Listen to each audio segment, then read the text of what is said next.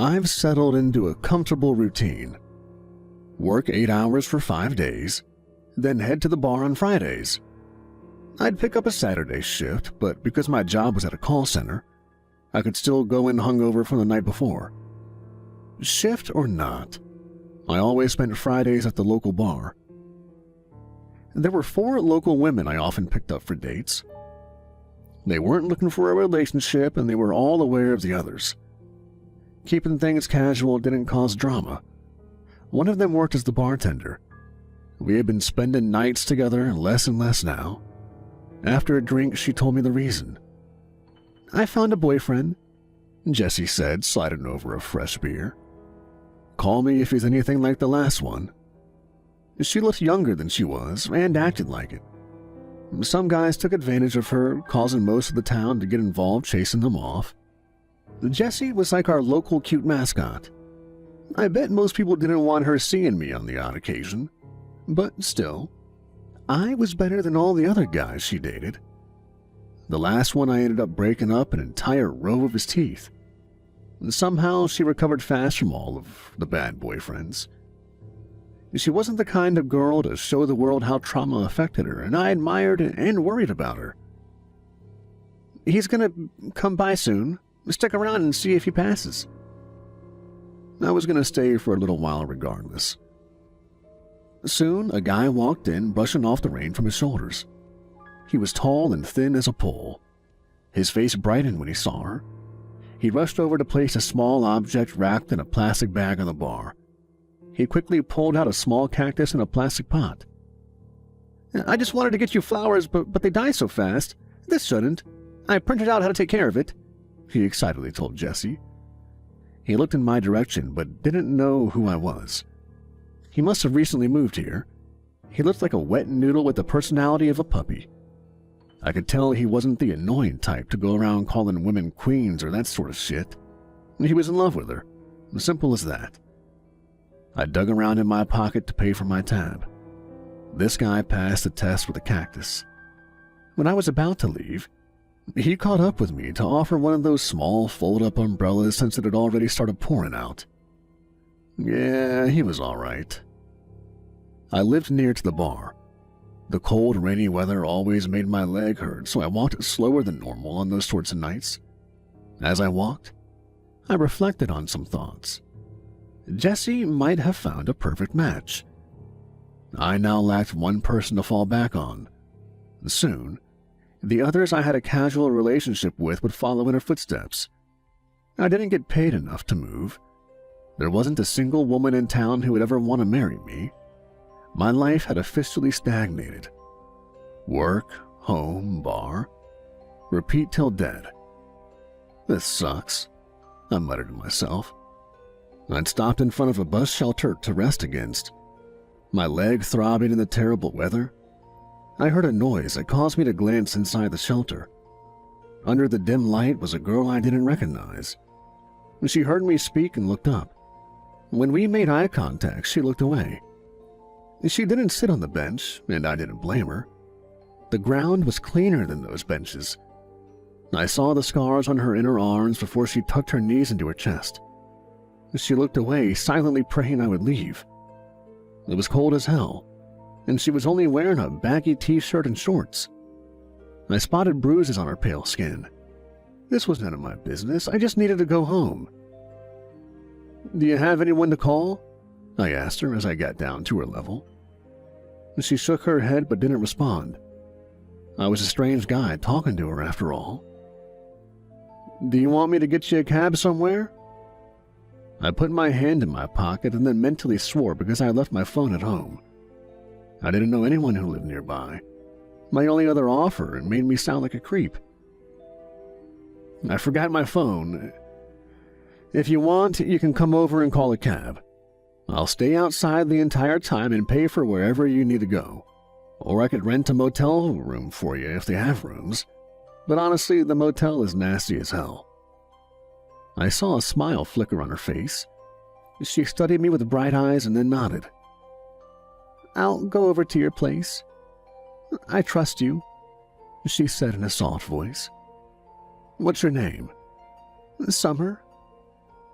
She said that in a way that made me assume she was lying, but that was fine with me. I just needed something to call her.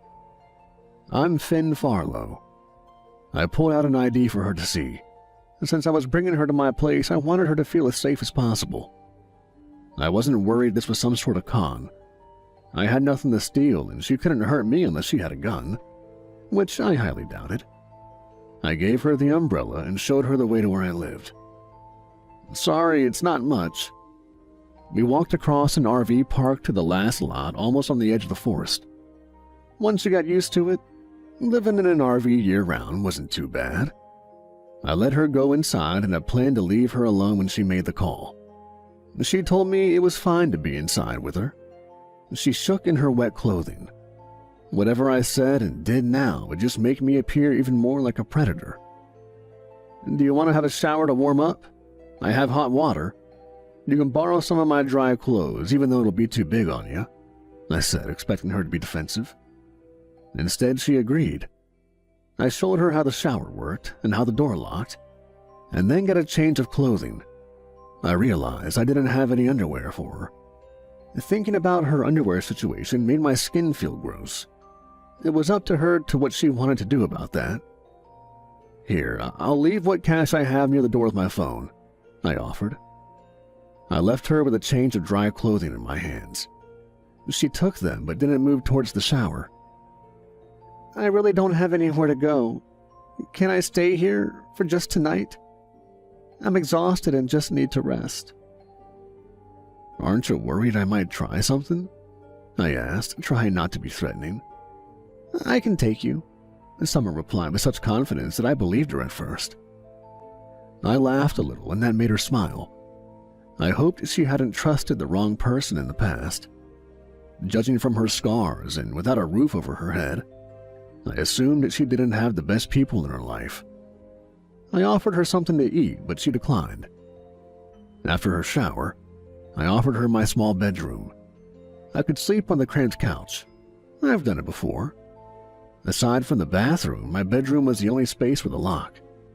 She looked at my worn baseball bat by the bedroom door. You needed a weapon when you lived in a high-crime area. I didn't trust myself with a gun, so I kept a few bats around. There were a few crime books around the room in case she was too stressed to sleep in a strange place. She thanked me as I closed the bedroom door. She looked so small in my old clothes. I hoped I never met the people who hurt her to get her to this point, because I would know how I'd be arrested for assault. It turns out, I'm very good at removing teeth. I expected to hear her lock the door, but she didn't. I wanted her to believe it was because she fully trusted me and not because she no longer cared what a stranger could do to her. The couch wasn't comfortable, but worth it. I woke up sore, regretting taking an extra shift. I knocked on the door, waiting for an answer. When none came, I opened it just enough to peek in. She was curled up under all the blankets, looking terrible. Was she dealing with withdrawals? I got close to touch her forehead, finding it ice cold. No, this was something else. It's bright, she whispered, not opening her eyes. I got to work closing the curtains and taking out all the blankets I owned. I'll stay home from work. What do you need? She tucked her head under the blanket. It's fine. I just need to sleep. Don't call in sick for me. I swear I'll be gone by tonight. I debated on ignoring her and staying. If I did, it would make me look too pushy. I wrote down my work phone number in case she needed anything. I didn't have a lot of cash, but I let her know where I was in case she needed something. Was she faking this for some money? Who cares? I'd rather be out of a bit of cash than not let an actually ill girl have a safe spot to rest. I waited for a call that never came. My shift went by without any issue. For once, I walked home with something important waiting for me. The sun set early because of the season, and by the time I get back, it was getting dark. The Summer had been up and about enough to make dinner. She sat at the table by the fold-out couch. She greeted me when I walked in. Her complexion appeared brighter, but not ready to let her go off on her own. You might need to reheat dinner. She sounded much better. I checked the pot and then pulled out 2 plates. Spaghetti and hot dogs? How did you know? I half joked. It was the only thing left to cook, she answered in a serious tone. Here I was, trying to take care of her, and yet I wasn't really doing the best at taking care of myself. I made up 2 plates even though she made a half-hearted attempt to refuse to eat. She took a few bites, not appearing to enjoy the discount sauce and cheap noodles. One more bite, I told her, when she started to push away her plate. She sighed, and to show off, she took 2 more bites. I couldn't remember the last time a person sat across from me while I ate. I put aside my nearly empty plate to start asking the important questions. Do you have anyone looking for you? She shook her head, unable to look at me.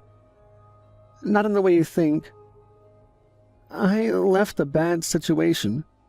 I know if the people I was living with catch up with me, it'll be bad for you. That answer implied not so great things. It left a bad taste in my mouth. Her hand went to her wrist to play with a cheap plastic bracelet with some animal beads. How old are you, 16? She looked slightly offended by my assumption. 19, she corrected. Well, that sucked. If she was any younger, we may have had more options for her to be taken away from whoever she was with. Was it a boyfriend or family? In a way, she sounded like she was in a gang, but we had nothing like that around here. I know a good police officer, I started, but she shook her head. Did they force you to do anything? You won't be arrested. Well, depending on what they forced her to do. Murder? Then maybe. Other dirty work? Then no. She was a victim either way, and I hated how she acted like getting help wasn't an option. I wasn't forced into sex work, if that's what you're worried about. More like manual labor. I waited for her to keep going, but she didn't. I stood up to put away the leftovers and to give her some time. She kept playing with her bracelet mentally, debating on what she could tell me. Where's your family? She frowned and looked like she might cry for a moment. She collected herself long enough to speak. My parents were in no contact with their families. They died a year ago because someone thought he could drive home high. I felt the pain in her words. My chest hurt as much as my leg at that moment. I sat down, and she must have noticed the change in my demeanor. I know how much that can suck, I added, unable to say the right words in such a heavy moment. Yeah, it sucks a lot. I didn't have anyone else and fell back on whoever would have me. I think being on the street would have been better. Her last words sounded more like a thought to herself. What the hell did those people do to her? It was a relief to know she hadn't been assaulted, but what really happened? At first, the scars on her arms made me think she was addicted to anything she could inject. But the scars looked different. She had no signs of long-term drug usage like withdrawals. I considered she had gotten mixed up in some sort of underground medical testing. That didn't sound as crazy as it should. She had no family, so no one would look for her if she died. The scars on her arms appeared more medical than drug-related. If the people who ran that scam had money, she may fear making others into targets. I wanted more information, but it was clear that that's all I would be getting from her that night. Let's play a game for a while, I said, and she looked surprised by the offer. Back when I was much younger, I liked to play a version of Go Fish where you could lie. If someone asked you had a card and you did, you could lie and say no. But if you had the card a second time they asked you, you needed to give it up. If you asked for the same card the other person had just requested, and they didn't have it, you put 2 cards at the bottom of the deck. It was a simple change of rules adding to a boring game. I often won using these house rules.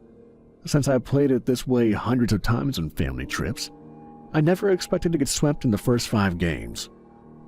How are you so good at this? I asked after getting crushed yet again.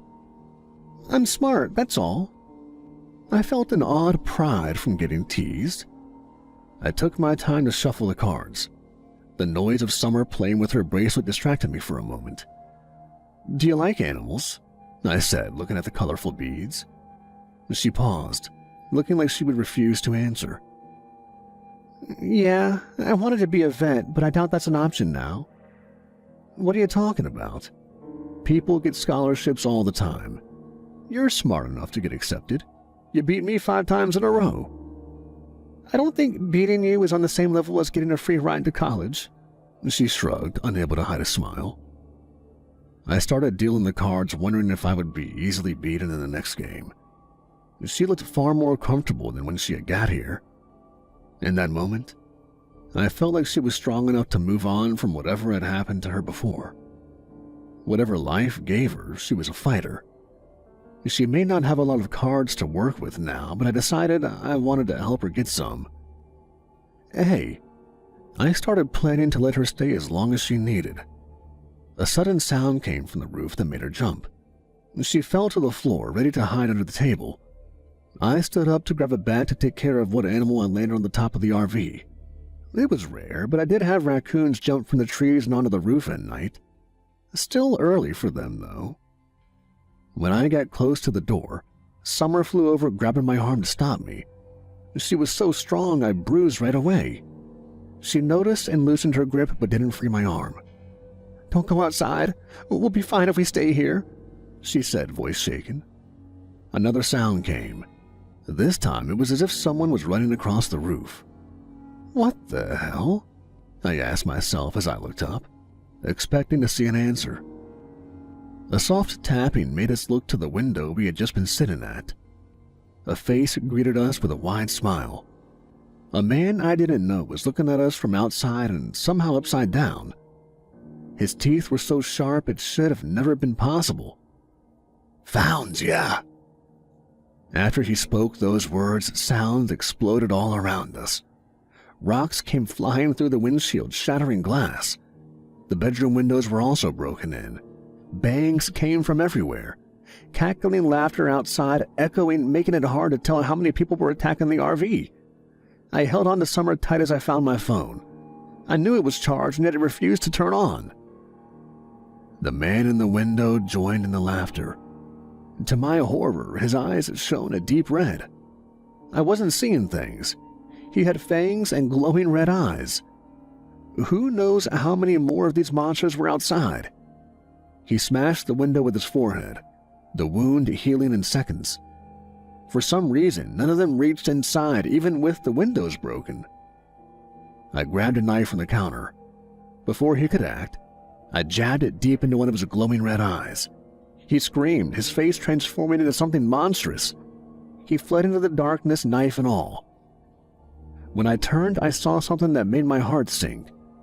Summer was at the door, reaching for the handle. I picked her up around the waist and locked us inside the cramped bathroom. I closed the shower to block the view from those monsters outside. She sank to the floor on the verge of tears. I got down with her, my leg hurting in that position. "Just let me outside. They'll leave you alone. I never should have dragged you into all this. I'm sorry, I'll make it right." I shook my head, refusing such an idea. "I'd rather die than leave you to those things," I told her. "You shouldn't say that about a monster like me." "You're not," I started, but stopped after my words were cut off by another loud bang. For a moment, the words settled down. "We're dealing with vampires, right? That's easy. Like you said, we can just stay inside until we can move in the morning." She shook her head again, not agreeing with my plan. She was scared and regret was tearing her apart. How did you know? And these vampires don't follow all the rules. I would know that." With a shaking finger, she pointed at her open mouth. A set of pointed fangs became clear, and a lot of answers came crashing down. She barely ate, didn't wake up until around sunset, pale skin, and only went inside the RV after I said she could last night. My bruised arms proved she had some unnatural strength. She snapped her mouth shut, waiting for me to toss her out from knowing her secret. "You're not like those guys outside. I told you, I'd rather die than let those monsters in." Why? I let myself think about her question. Was it because I'm a man and that's what men do? Was it because she was cute? Or because I was trying to replace Annie? I don't think I need a reason, but if you want one, you remind me of my sister. For some reason, that caused tears to come to her eyes. She rubbed them away, ready to face whatever dangers were ahead. I wasn't even remotely aware of what was waiting for us or how powerless we were. All the sounds outside stopped. All the color drained from Summer's face as she reached out to grab hold of me. "Don't listen to whatever he says," she blurted out. I opened my mouth to reply. Suddenly, my brain was full of static. I couldn't see where I was, and I no longer even understood who I was. Everything disappeared aside from one simple request. "Come here." The voice that overtook my brain couldn't be resisted. I simply was no longer myself. I have no memory of leaving the small bathroom or leaving the RV. When the static disappeared, I stood outside in the cold night air, the source of the voice in front of me. I heard Summer scream. My body moved slowly to see her being held back by two of the vampire goons. I called out to her. My body was cold from fear of not being able to save her. A set of powerful hands came down on my shoulder, the fingers like vice grips. My head was painfully pulled back so a set of teeth could come down into my neck.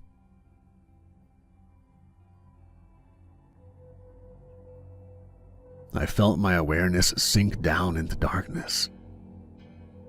I didn't feel pain. I didn't feel anything. My entire body was being drained by some unseen force. There was no hint of light where I fell. The pain soon came because of that heavy emptiness cutting me to my very core. Then something started to pour in. Something dark and disgusting. When I noticed it, the oily sludge half filled my empty body. I pushed back on it with everything I had. I didn't know what it was. I only knew I didn't want it. If I let it take over, I would no longer be myself. I struggled, the sludge pushing back with so much weight I thought I was going to be crushed. It felt like an eternity before my empty half body started to get filled with myself again. The darkness and who I was mixed into each other while I was powerless to stop it. My eyes opened to a star-filled sky. I gasped for air as if I had been drowning. My chest felt like an elephant was sitting on it. My neck stung, but for some reason my legs didn't hurt. The events of what happened came back to me. A vampire's face came into view looking down at me. His claws were out, ready to rip into my throat. This wasn't the one who had just taken a bite out of me, I knew that much. But at that moment, I could only think of a few things. Summer was in trouble. I had changed. And I was thirsty as fuck. My teeth sank into his neck, ripping it apart. He let out a strangled cry as he collapsed to the ground, and his body shriveled up within seconds. His blood helped with the thirst, but it wasn't enough. I doubted it would ever be enough. I spotted my next target. He moved in slow motion, unable to keep up with my feral state. I lost my mind for a few minutes. I guess I killed 4 of them before the voice that lured me outside spoke again. "Stop." My body froze against my will. Slowly, my mind returned. I breathed heavily, staring at the creature that I hated so much it hurt. He was tall, with long, slicked-back black hair. He wore all black, as if that made him look cool. He had an amused look on his face as he raised a hand to settle down his other minions. "I wasn't expecting you to come back the way you did." I pushed forward, snapping my teeth at him. I got a half a step before whatever power he held stopped my body again. "Now, calm down. I am a reasonable man." "Bullshit," I snapped at him. My mouth was forced shut so I would listen to what he had to say. I am Noir, your new master. Like I've said, I am reasonable. It appears you are a special kind of vampire, like our friend there. The wounds you leave are hard to heal, he explained, and paused to make a show of fixing his hair as if anyone cared. I wanted the little darling you sheltered to kill 2 vampires. Summer didn't have the stomach for such a thing and ran from us. Now I'll make you a deal. Take the job and both of you can be free. Again, bullshit, but I didn't have a choice.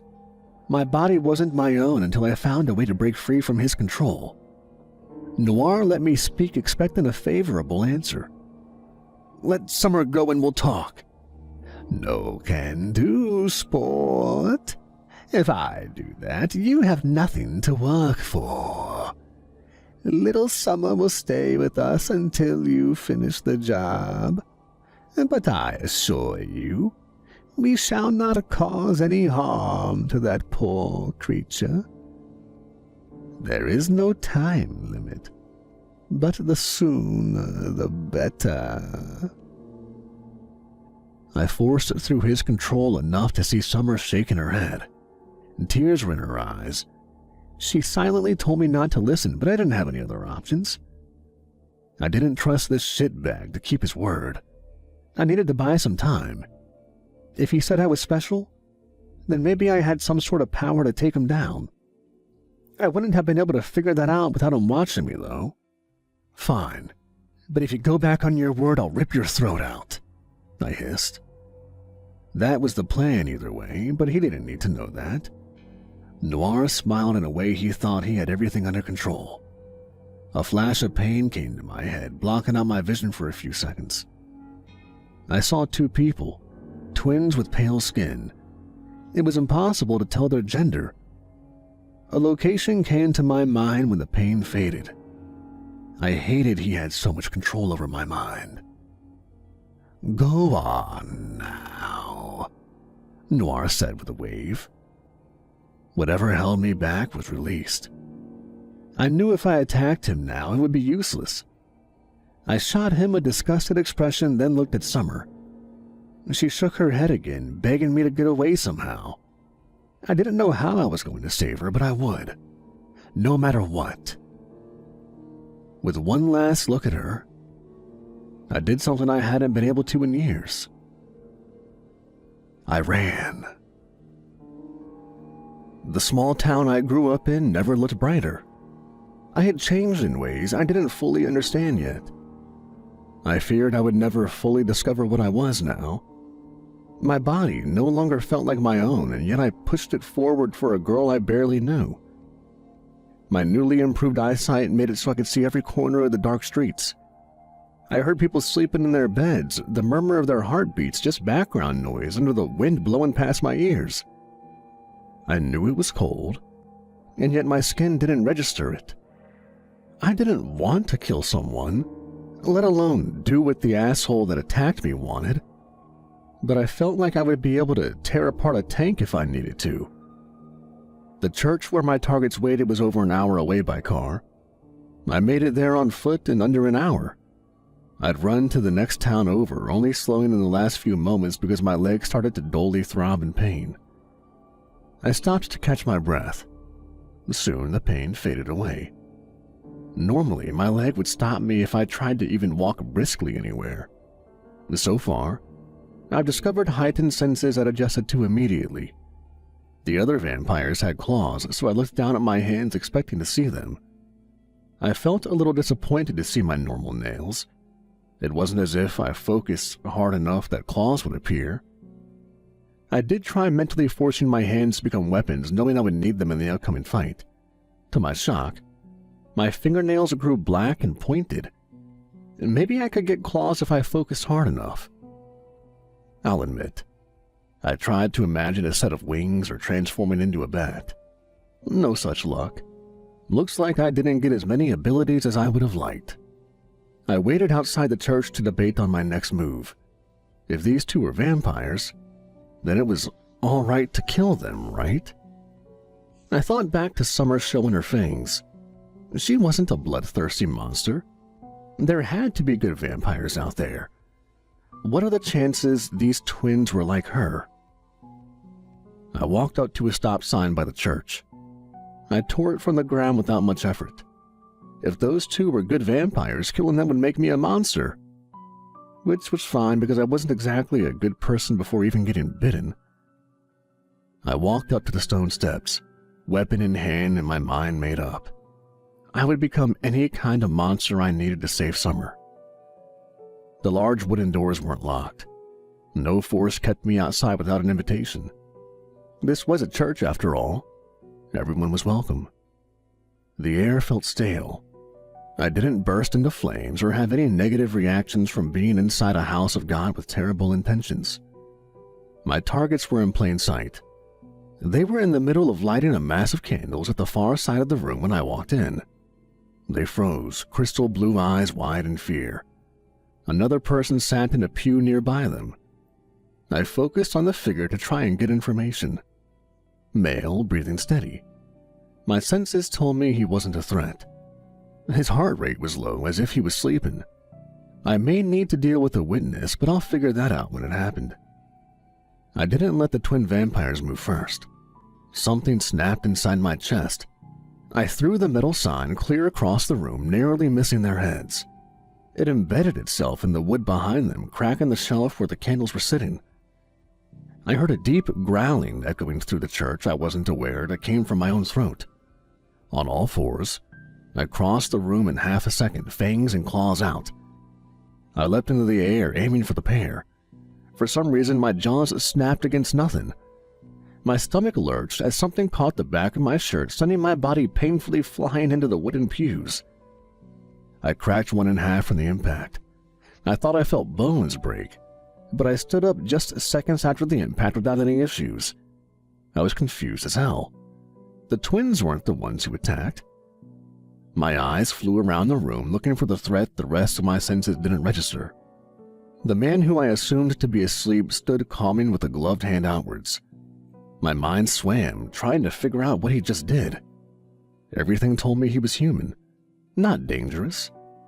My body moved against my own will, wanting to tear open his throat. The dull thirst I felt since I'd changed overtook everything at that moment. A wooden pew came flying from the side to crash into me. I screamed in brief pain. I thought I saw a flash of light, but this man didn't move. Did the twins have some unseen powers? I couldn't back out now, so I doubled down. I recovered to skitter around on all fours again. With insane speed, I reached the man, my body twisting to deliver a bone-breaking uppercut. His foot came down on my shoulder, shattering it. I was now certain I healed broken bones within seconds. They still hurt like hell. I came down on him again. My punch stopped as he took one step back. His counterattack landed so fast I didn't see it. He hit the right side of my face so hard that a terrible cracking sound ripped through the church. Blood poured from my mouth from the impact. A second hit came half a second later. The impact on my left cheek rattled my brain so hard I saw stars. It would have been very nice if he stopped it at that. I found myself barely able to keep up with an utter beating. I was forced back, blinded by blood and pain. Even the blocked punch shattered bones that healed.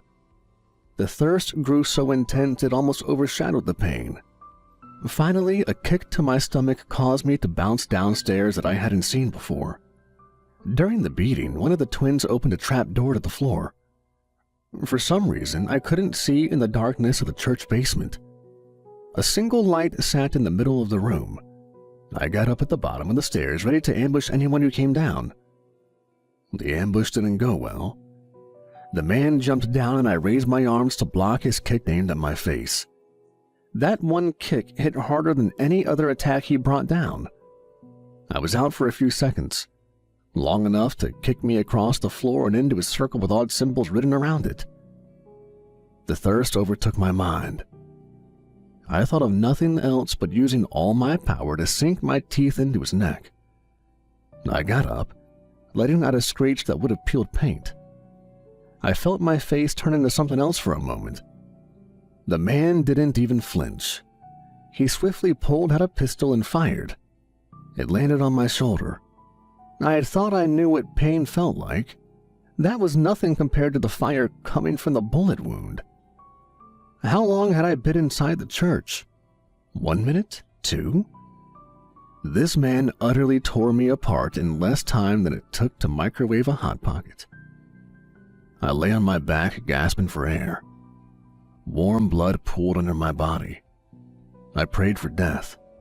Anything to stop this humiliation. My vision was unfocused. I sensed that man getting near, and then more pain came from my shoulder. The bastard was digging around in the wound. I mentally cursed him with every word I knew as I felt the bullet that somehow felt as heavy as the sun get ripped from my shoulder. For some reason, once it was removed, the pain became manageable. My body started to heal, and yet it still felt like it was shutting down.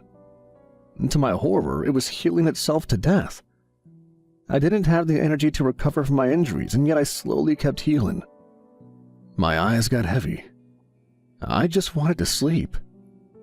I forced them open with thoughts of Summer. I couldn't give up on her. I witnessed a confusing sight. That man had taken out an empty syringe to draw a small amount of blood from his arm as if he'd done this 1,000 times before. The small scar on his inner arm made me realize what Summer's scars were. Those bastards had been draining blood from her for who knows how long. An even more confusing thing happened. He forced a knee down on my chest as he stuck the needle in my mouth. When the blood touched my tongue, my entire body jolted. A rush shot through my veins as if I had been injected with an overdose of caffeine. My heart raced and my mouth watered, wanting more of what I just tasted. As disgusting as it is to admit, the blood was the best thing I've ever had in my life. I needed a full minute to collect myself. My wounds healed without any traces. My hands shook from leftover energy even though he gave me just a small amount of blood. I wasn't able to stand, so I just sat on the ground, shaking, feeling confused as hell. Who the ever-living fuck is this guy? He appeared to be in his mid-40s, each ear pierced with a simple black stud. His gray and brown hair was neatly trimmed and his face as cold as stone. He wore a black Victorian trench coat over a simple gray sweatshirt and jeans. Nothing about him appeared special. He had cheekbones that would make women swoon, but I thought he needed to eat more. "What?" I choked out in a shaking voice. "What did you just do?" Why heal me after beating my ass? And why was he protecting the twins? I glanced around to see them huddled next to each other. I had tried to kill them, but they didn't enjoy seeing the one-sided fight. Virgin blood gives supernatural creatures all sorts of benefits from a currently undiscovered reason. His heart rate didn't change even after I laughed at what he said. A virgin? At your age? I prodded, unable to help myself. Aside from my blood being useful for my line of work, I simply have never felt the desire for sex. Yeah, sure, whatever you want to tell yourself. I mean, how do you know if you never had it? I was pushing my luck. It still didn't stop the shit-eating grin from my face. I should have expected to get forced back to the ground as he used his foot to crush my chest. I gasped for air. He let up on some of the pressure, but not enough for me to escape. Prove me wrong. Let's do it right here, he said with a voice colder than the stone walls around us. I sputtered, never expecting that response. I'm into girls, I shot back. I crawled at his leg with both hands. He didn't budge. How do you know you're not into guys? Have you ever tried being with one? Yeah, I should have seen my own words being thrown back into my face a mile away. I snapped my mouth shut, not wanting to dig a deeper hole. A slight hint of humor glimmered in his eye. It faded as fast as it appeared. He got down low, adding slightly more force to his foot. I reached out, aiming for his throat with claws. My nails hit his coat. Instead of fabric, the sharpened nails scratched something as hard as steel. I chipped a few, then got smart and pulled away. Are you religious? I played along, biting back smart remarks. No. Have you read the Bible? Do you fully understand it? Why was he asking me something like that after I said no to his first question? Even though you're religious and don't fully understand it, you still respect people devoted to their faith. I let his words roll around in my brain for a few seconds. Yeah, but... A crushing weight came down, breaking a few ribs. Lesson learned. I needed to keep my mouth shut. Hunter, that's enough. You've been too cruel. The twins came to my rescue. They ushered him away, the man appearing as calm as before. Noir had forced what they looked like, their location, and their names into my mind. I couldn't tell them apart, but I knew one was named Uma and the other was Malice. They wore black robes of some sort. Even though they were vampires, they acted kinder than the only human in the room. I stood up, ready for Hunter to try and stop me. I took a risk and sharply turned to start running. My face slammed into an invisible wall. I was getting tired of all these unseen powers bullshit. What the hell? I shouted, holding my bruised face. Magic. Hunter spoke without a hint of humor. Cut the shit, I snapped. The twins took a step back into Hunter. I was trapped, and yet they were acting like a pair of rabbits ready to run. They calmed down when Hunter put a hand on their shoulders. For an asshole, he was a comforting figure for those two. So, you're clearly a new vampire, Hunter said, giving me another look. The twins' faces lit up. They acted as if someone just mentioned a niche interest of theirs. They got closer to my prison, blue eyes shining. We're always glad to show the new ones the right way. How old are you? Uma, I think, asked. I stopped to think, not aware of how much time had passed since I got bitten. I could take a guess, though. What time is it? The twins' reaction wasn't a comforting one. Even though I'd come in here ready to kill them, they both appeared remorseful for my current situation. We're sorry. It seems like you've been dragged into Noir, using you as a pawn. We had wished to resolve this peacefully, the other twin spoke. I met a girl. From the looks of things, they were using her as a blood bank for a few years until that nutcase turned her. I was bitten because I let her crash at my place. I don't regret meeting her, I just want to help her, I told them. I found it odd that a vampire wanted to go the peaceful route. I didn't get any kind of bad feelings from them. What could they have possibly done that pissed off Noir enough to try and kill them? You got lucky. Normally, bitten vampires go feral. It takes a while and a few victims before they regain their senses, but they're never the same person they were before. The kind of vampire you turned into is so rare, I doubted it happened, Hunter said, as he pulled a pack of cigarettes from his coat pocket. The smokes were stolen from him by the slightly shorter twin. I hadn't smoked in years, but the sight of them and the stress of the night made me want to start. Special? How so? I asked, having no idea why I was so different. Hunter appeared annoyed, as if he was dealing with a child. He humored me enough to give a hint. What are you doing that the twins aren't? I focused hard on them. I still didn't understand my new senses. We were both standing and looking at each other. I felt something from them, an odd force hidden away deep inside their bodies. I guess that was how much power they held.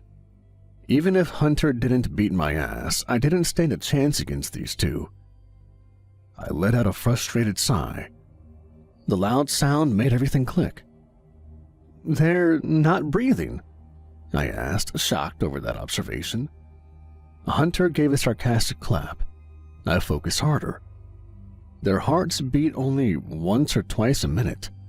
From what I could tell, they only took in air to speak. Instead of the normal system, born vampires use magic to make their bodies function. Magic? Duh. Why do you think you're stuck in that circle? Uma silently scolded him for being so mean. I took a few steps, testing the trap I was still stuck inside. I accepted vampires being real so quickly, but I drew the line at magic. It explained how a human took down a vampire, even a new one, as easily as he did. It felt like he was cheating a little. Am I like that one guy from, those movies? Shoot, he had cool swords and sunglasses. Blade, right? He was turned into a half a vampire too, right? I asked, thinking back to the movies I watched years ago. The pair didn't seem to know what I was talking about. Hunter appeared offended by my suggestion. His face looked like he had just eaten something sour. Blade was a half vampire because his mother was bitten before she gave birth to him. Get it right. He spoke in a tense voice. Why are you so defensive about that? No, you're not a half vampire. You're called a living vampire. You can be out in sunlight, but it'll give you a sunburn that will take a month to heal. You can eat small amounts of food, and you don't need an invitation inside someone's home. If you don't get one, you'll become so unsettled you can't stay inside for long. A half vampire is when a vampire has a child with a different species. In theory, vampires can mix with a great deal of creatures. The birth rates have dropped in the recent generations, so lately there's only been one half human, half vampire. That was all a bit much. It was good to know, but I really did need to know about other vampires. I mean, come on. That's good and all, but I need to save my friend. I only came here because he said I could get Summer back if I killed those two. You all seem so strong, so why don't we work together to kick Noir's ass? Hunter shook his head and the twins frowned. They wanted to help, but only if they weren't using violence to solve their problems. I'm not as strong as you may think. I'm only human. We don't have powers and need to rely on magic items to fight on an equal term with monsters. With the right training, you could beat me in a fight. The twins are powerful. They're from a very important family and 16 generations removed from the 3 sons of Noth. If you knew about vampire lore, you would realize that's a big deal. But they're not fighters. I listened again, wondering how much of this information was actually important. So far, what I've found out is that with enough training, I could repay Hunter for how he greeted me, and I might even be able to take down the twins despite the power difference. But after spending a little time with them, I already found myself between a rock and a hard place. It would be easier if they were downright evil. Killing them felt on the same level as killing someone with my bare hands. Why does Noir want them dead? Is there a way around all of this? I had started to pace within the small circles written on the floor. Could I kill these two if it came down to it? I was ready to become a monster, but now I started to question if I had the stomach for all of this. We had hoped to be able to talk this out. It all comes down to messy politics, Uma said. As you know, there are 2 kinds of vampires. Born vampires and bitten vampires. The born vampires all belong to a handful of dwindling families. Due to the low birth rates, there may only be a born vampire every 100 years or so. And twins like us have only happened 5 times since vampires came into existence. Because of our pride, nearly all born vampires are... She stopped trying to think of the right word. Stuck up, Hunter finished. Uma sighed and agreed with him. The other twin started speaking. Born vampires consider bitten vampires as lesser. Noir has been trying to prove he's just as powerful as any other vampire, but the families won't give him respect. He started to take down as many born vampires as he can. So far, he's killed 2. He picked us because we do not like to kill others. Life and blood are valuable after all. He's also targeted us because we hold the means to summon our ancestor. Our family is directly connected to the younger son of Nov. If we die and lose that ability to summon him, it's as if he's died as well. That deals a great blow to our family's power. This felt like a stupid reason for Summer to get hurt. Who cares about Noir's pride? If he didn't care about what others thought about him, it would save him a lot of grief. After hearing what they had to say, I understood why the twins were so kind. Unlike other animals, they didn't need to kill what they drained the blood from. Keep it alive, and you have a replenishable food source. I doubted most vampires had the same outlook. Noir would gladly kill as many as he could get away with. There would be no way he and the twins could meet eye to eye. Why don't you summon this impressive ancestor to have them deal with the problem? We don't know how. Our father has a very sink or swim mindset. He only told us the means to summon the youngest is within ourselves. If we hadn't hired Hunter, we would have been dead by now. And why is that? We're a little too trusting. I could see that. I bet if Noir asked them to come out and talk, they would fall for it. Even if Hunter was only hired to help, he truly seemed to care about the pair. Who could blame them? They were nice. Totally. They needed to be protected at all costs. Suddenly, all the hairs on the back of my neck stood up. Alarm bells went off in my head as my body sensed something before my mind caught up. The rest noticed the threat as well. A shrill, ominous laugh echoed through the darkness. The twins stiffened, and then their bodies turned into a white ball of mist. Both flew off to hide somewhere, letting Hunter deal with the threat. He turned his back towards me, a gleaming silver sword suddenly in his hand. For a second, I was so distracted by where the hell he pulled that out from that I didn't notice the one walking closer to us. A beautiful woman stopped just on the edge of where light could reach her. She had a very dangerous air about her. Long fangs poked over the top of her lips when she smiled at us. Her red hair matched the dress she wore and her glowing red eyes. I guess she was another vampire Noir sent because he doubted I could finish the job. You all do talk so much. How boring. It was interesting to watch this baby get taken apart, but then you stopped to just go on and on about vampires. Who cares? Let's get to the fun part. First, let's kill you, Hunter, she said with a cruel voice. Do you know her? I asked. Nope, he answered, ready for an attack. I then realized Hunter wasn't his real name, just what he called himself because of his profession. She moved faster than my eyes could see. A blast of heat tossed me back. I was blinded by white light for a few seconds. I blinked, trying to recover and to see what happened. The circle I had been trapped in was destroyed. I could move about freely. I looked over just in time to see the vampire hit Hunter in the stomach so hard he went flying. The guy that took me down so fast had just been knocked out in 2 hits. His sword clattered to the ground near my hand. I dove to pick it up. The damn thing was heavy as hell. I could barely keep it at waist height. Hunter, get the hell up! I shouted at him. The jerk stayed down. My mind was racing, unable to think of what to do. Fear tore apart my stomach as my eyes darted around looking for flashes of red. My body reacted before my brain did again. I moved out of the way of an attack. Sharp claws cut the left side of my face. The weight of the sword caused my feet to keep going and I ended up on my ass. The cuts healed within seconds.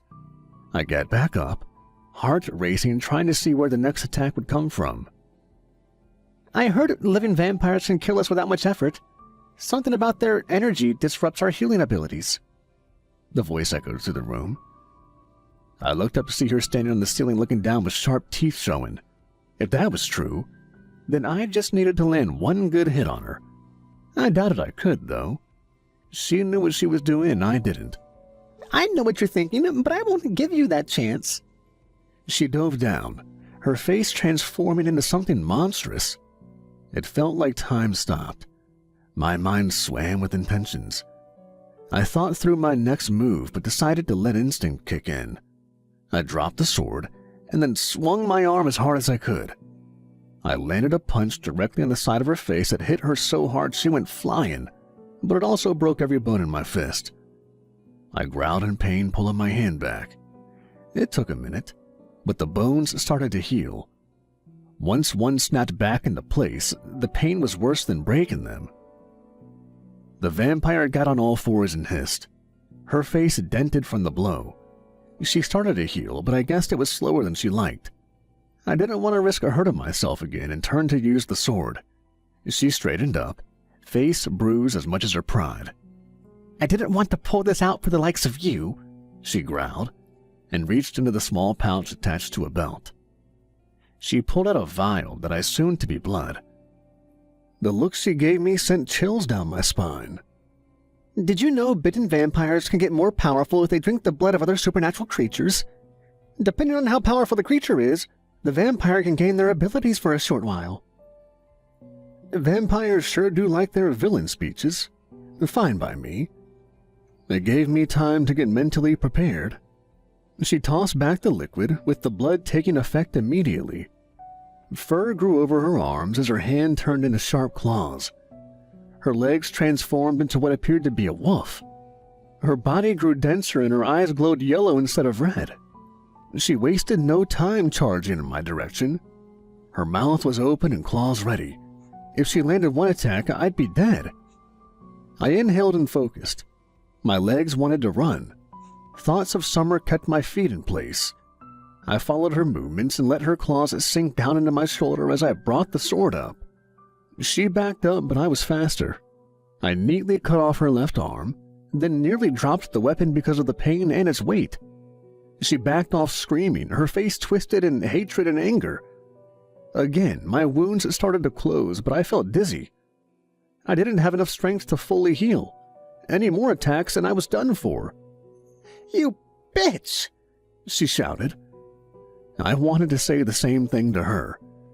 I grit my teeth while staying silent. She decided to no longer mess around. A few more vials came from her pouch, and I knew I was, for lack of a better term, fucked. She drank them all at once, some blood spilling down her face, but it didn't matter. The mixture of so much power contorted her body. Cracks and groans came from her bones, and her flesh shifted around, trying to accept the magic from so many different sources. Her body grew so massive I didn't understand how it fit inside the room. I suddenly thought we weren't really in the basement of the church. The twins must have used some sort of power to create a safe space for them that this monster broke into. When her body finally settled, it had become something I held little hope of defeating. The face turned into something almost rat-like with rows of teeth. Her body was long, with small wings tucked against her back. A tail as sharp as a whip cracked behind her as she ran across the ceiling, the long claws digging into the stone, sending debris falling to the floor. I was too scared to move.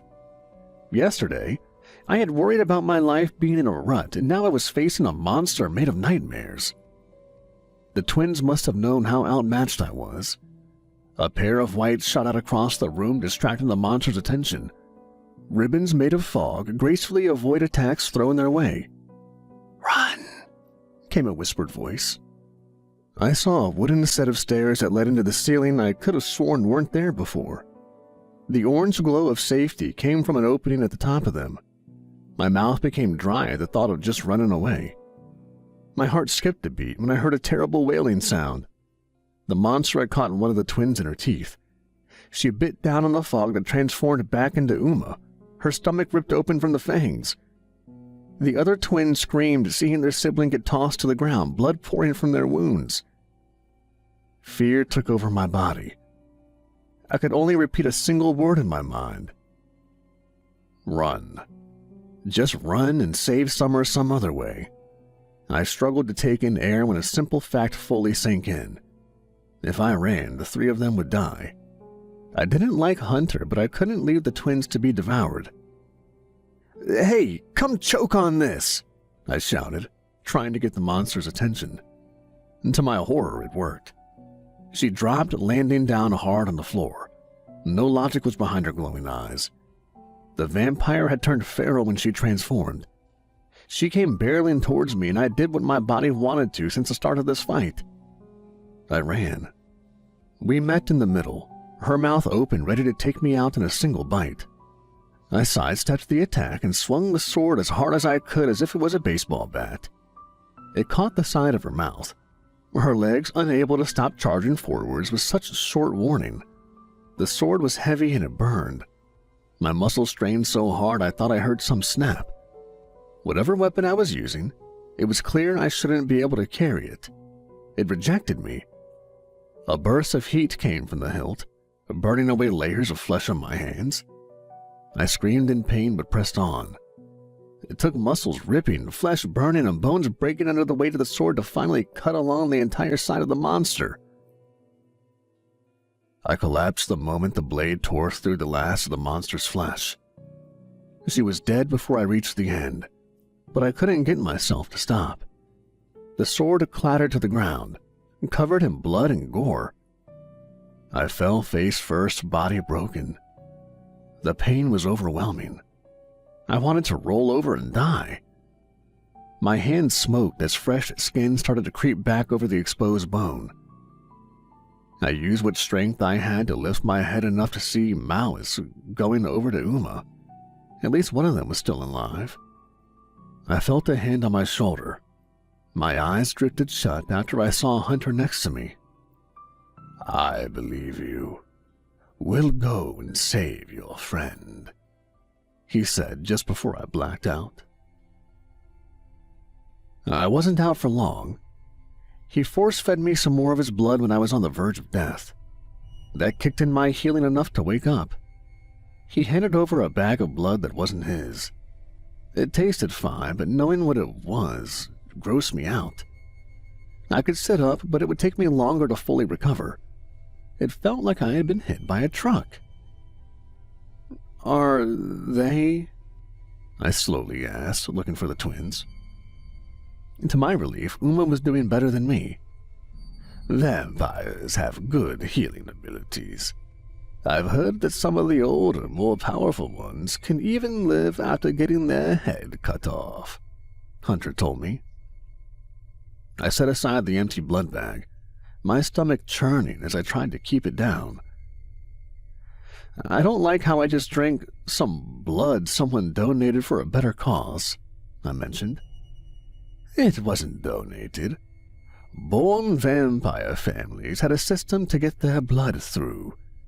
They trade some vampire blood for medical reasons, and they pay people for their blood to consume. They also make sure that for every bag they drink, another is used for transfusions." Well, that made me feel a little better because there was a system in place instead of vampires leeching off an already limited medical supply. I bet this only happened in certain areas with trusted organizations. I doubted doctors were aware of the whole vampire blood exchange thing. "What's the plan to save Summer?" I asked, still feeling sore as hell. "I'll call an organization who deals with this kind of stuff. They're swamped, so I doubt they'll send anyone to help for another week. It's nearly sunrise. You go home and get some rest. I'll meet you before sunset tomorrow. We'll take care of Noir together." I wasn't entirely on board with Hunter's plan. It was far too simple, but there wasn't anything else we could do. I didn't have the time to train. If Noir hadn't hurt Summer yet, he would have killed her the moment he found out I failed my task. If I didn't rest during the day, I would stand no chance of fighting tonight. Doesn't sound like much of a plan. You didn't have much of a plan when you came here, and look at where you are now. Alive and with someone on your side. Well, that was true. He walked over to the sword and picked it up. He cleaned it off and then noticed I was watching him. What's up with that? Is it cursed or something? Because it nearly killed me. It's made of pure silver. Supernatural creatures are weak against silver. It's a miracle you were even able to pick it up. Don't try it again. I'll let you use a silver dagger tonight. I thought I heard vampires didn't like silver, along with werewolves.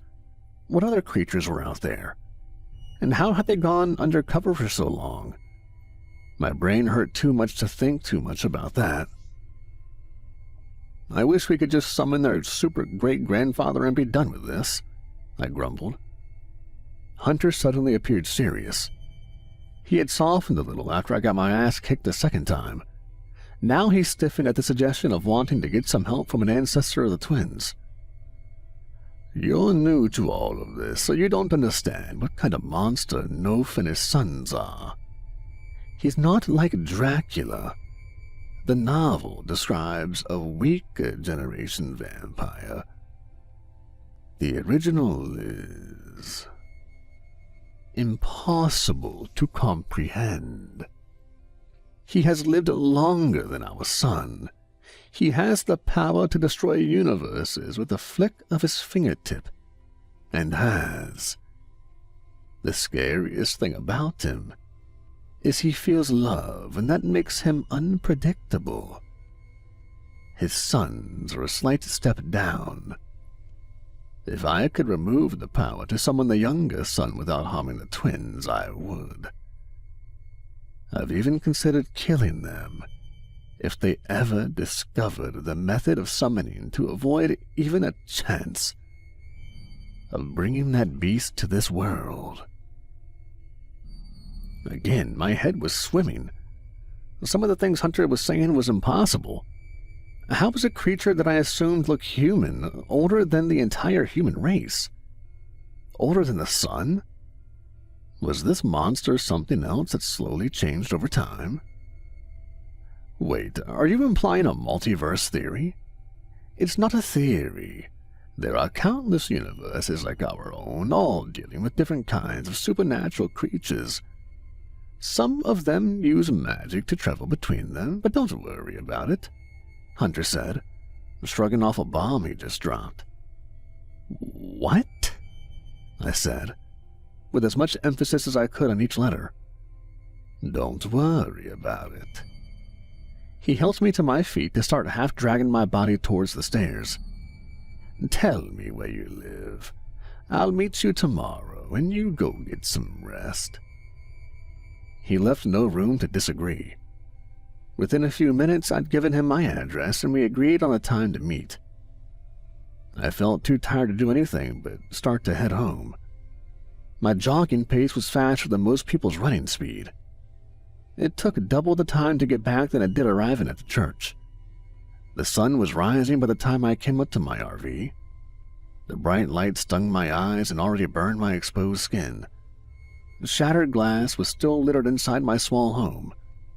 I wanted to pass out, but I did a quick clean of my bed. I taped up some cardboard to block out the light. Then my body gave out. Before I drifted off, I set an alarm so I'd wake up before sunset. Writing down what happened helped put my thoughts in order. I silently prayed Summer was all right. I didn't care if I lived or died tonight, as long as she was safe in the end.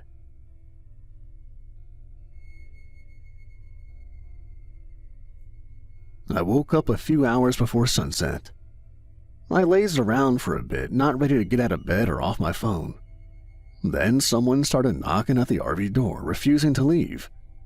I still felt like I'd been run over several times by a truck.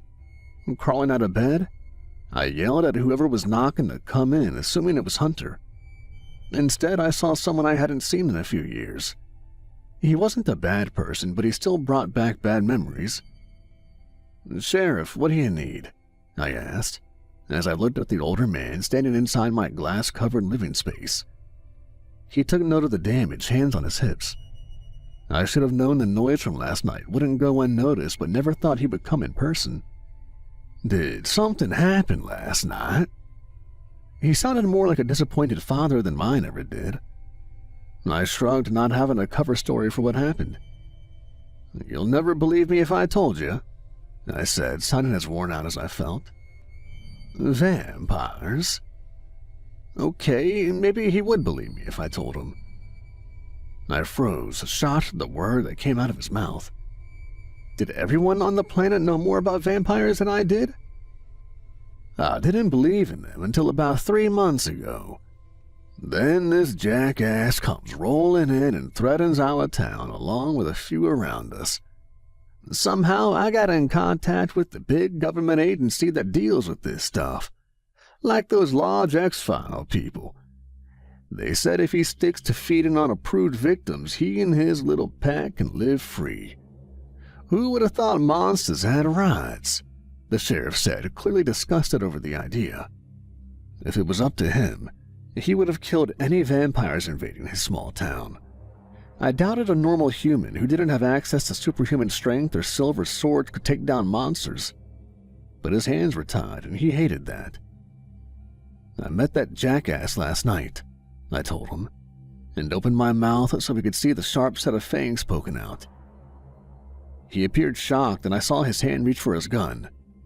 Because the sun was still out, he held off shooting me, knowing I wasn't a full monster but didn't know how.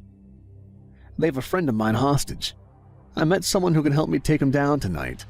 I don't know if we'll be able to pull it off, but I don't care if I die or not. I just need to save her." The older man studied me for a long time. I didn't know what was going through his head. I respected him. He always tried to do the right thing regardless of if he was a bit clumsy with how he did so. I hoped he didn't offer to help tonight. Aside from having access to guns, he didn't have any kind of power to fight against real monsters. "I was told to call that agency if the vampires started to target outside of the approved victims. They can eat people with no family to miss them, the homeless, or criminals. I fully disagree with anyone getting fed to monsters. I couldn't save those people, but I can try and save you. You count as these creatures hurting someone they shouldn't. I know that agency is backed up, but they might come in 2 or 3 days because of what happened to you." What he said felt weird. I lived in an RV. I did hold down a job, but I had no close relationships. I'd barely spoken to my family in years, and I had no hopes of a future. I was exactly the kind of person who those vampires should eat instead of someone with more potential. "Don't bother. It's not a big deal. I'm like this now. The guy I met is going to call the same agency, but they won't show up on time." "Then wait until they do. It don't make sense for you to go rushing into a fight." He sounded exactly like a stern father telling a child not to do anything stupid. "I can't wait. They'll kill her and come for me anyway. Besides, I can hold my own. I've taken a few jerks down before, even with my bum leg. They made the mistake of taking it easy on you. Listen, if you're doing this because of what happened to Rudy and your sister..." He started, but I cut him off. "This has nothing to do with that," I said sternly. We locked into a standoff. He wanted to say I was only doing this because I couldn't help 2 people I cared about years ago. The past wasn't related to what was going on now. Summer was kidnapped by vampires who would kill her if I didn't do something. Simple as that. "All right, just be careful. There's nothing wrong with running away and regrouping. I'm sure your friend doesn't want you to get hurt trying to save her." I agreed with him on that last point. I was tired of running. It felt like I'd been doing that for far too long. A voice called us from outside. The sheriff was ready to shoot, but I told him it was just Hunter. We both walked outside to meet him. "He knows what's going on," I told Hunter.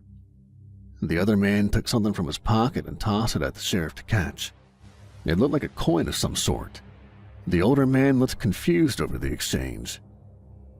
Some vampires have mind control powers. If he was under some sort of spell, he would have flinched suddenly coming into contact with Silver, Hunter explained. I didn't even consider the idea of the sheriff working for the other side. He gave back the coin, and Hunter gave him a silver dagger just in case Noir decided to visit him for whatever reason. I doubted the vampire really cared about what a human was up to, but it did make me feel better that he was a bit more protected. I'll still make the call and tell them to send someone out here ASAP. These vampires aren't your problem, the sheriff told us. They're not his problem, but they are mine. I get paid for this sort of stuff.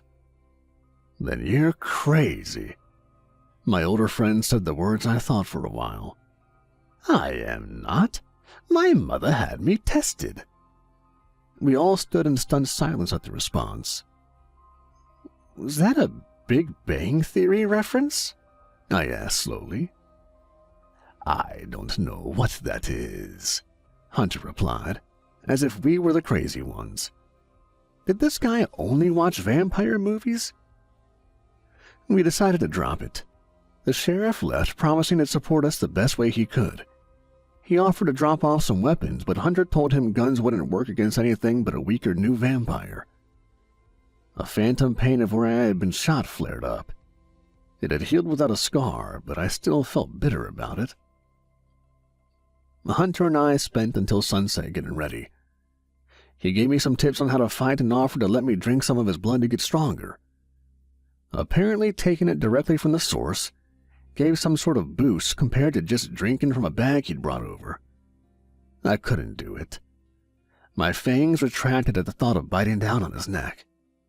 It may be a mixture of not being into guys or the memory of him kicking my ass that made my body react the way it did, or just being grossed out at blood in general.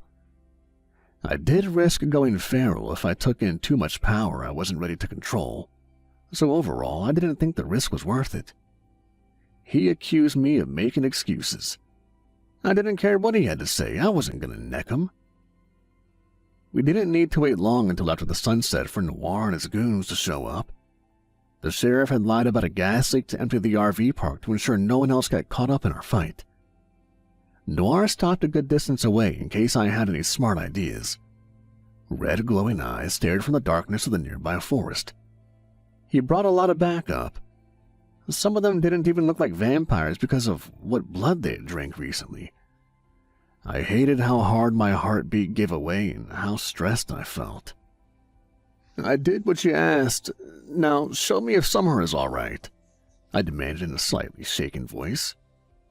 Noir looked at my feet to the still bodies of the twins he wanted dead. He raised a hand so one of his minions could drag Summer into sight.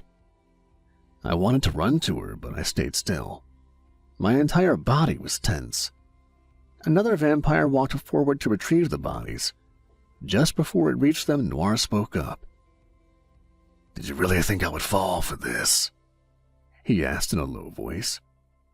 One of the bodies shot to their feet, the spell Hunter had on himself breaking. He cut the vampire in front of him in half with one quick motion of his sword. He got ready to continue his attack when my body moved on its own, and to my horror, Noir got inside my head. I could do nothing but watch as I attacked Hunter. I twisted his arm back, making him drop the sword. I then grabbed it to throw it as hard as I could off into the forest. He recovered and shoved a silver coin hard onto my forehead, breaking off Noir's control. He gave me a disappointed look, but didn't say anything about my weakness that caused us to lose an important weapon. "You may not have brought me the twins I wanted, but you did deliver the hunter that has been a thorn in my side. One of my dear girls went after you last night and didn't return. I didn't think you could have won against her, but I doubt you can handle the rest of my newly formed clan." Noir opened his arms dramatically, making him look like a massive tool. All the vampires around us hissed or growled, trying to strike fear into our hearts. I hated to admit it, but this looked bad. I only won against the monster the night before because of the sword I now didn't have. I held a silver dagger that was much easier to handle, but I doubted we could win in a fight with so many creatures when Hunter was knocked out in one hit from that female vampire. Noir gave the silent signal for his vampires to attack. One jumped down from the RV, eyes glowing and face distorted. He landed on me as I stabbed the dagger deep into his chest. Before I went down, I saw one of those larger creatures leaping towards Hunter. I tossed off the limp body just in time to see the monster's mouth inches away from his face. I thought he was dead at that moment. He moved almost too fast for me to see. His fist contacted the monster's face. An explosion of white light nearly blinded my eyes. The jaw was blown apart, and pieces of bone and blood flew outwards. The beast collapsed as Hunter started to jog on the spot, hands raised in a boxer stance. A slight white glow came from his fingerless black gloves. I could hear his steady heartbeat. He was cool and calm, and that pissed me off. How did he take one of those things out so fast when he had trouble before? I realized he had pretended to get knocked out as a test. He tossed me to the other vampire to see if I was truly a victim or made up of some sort of sob story to lure out the twins.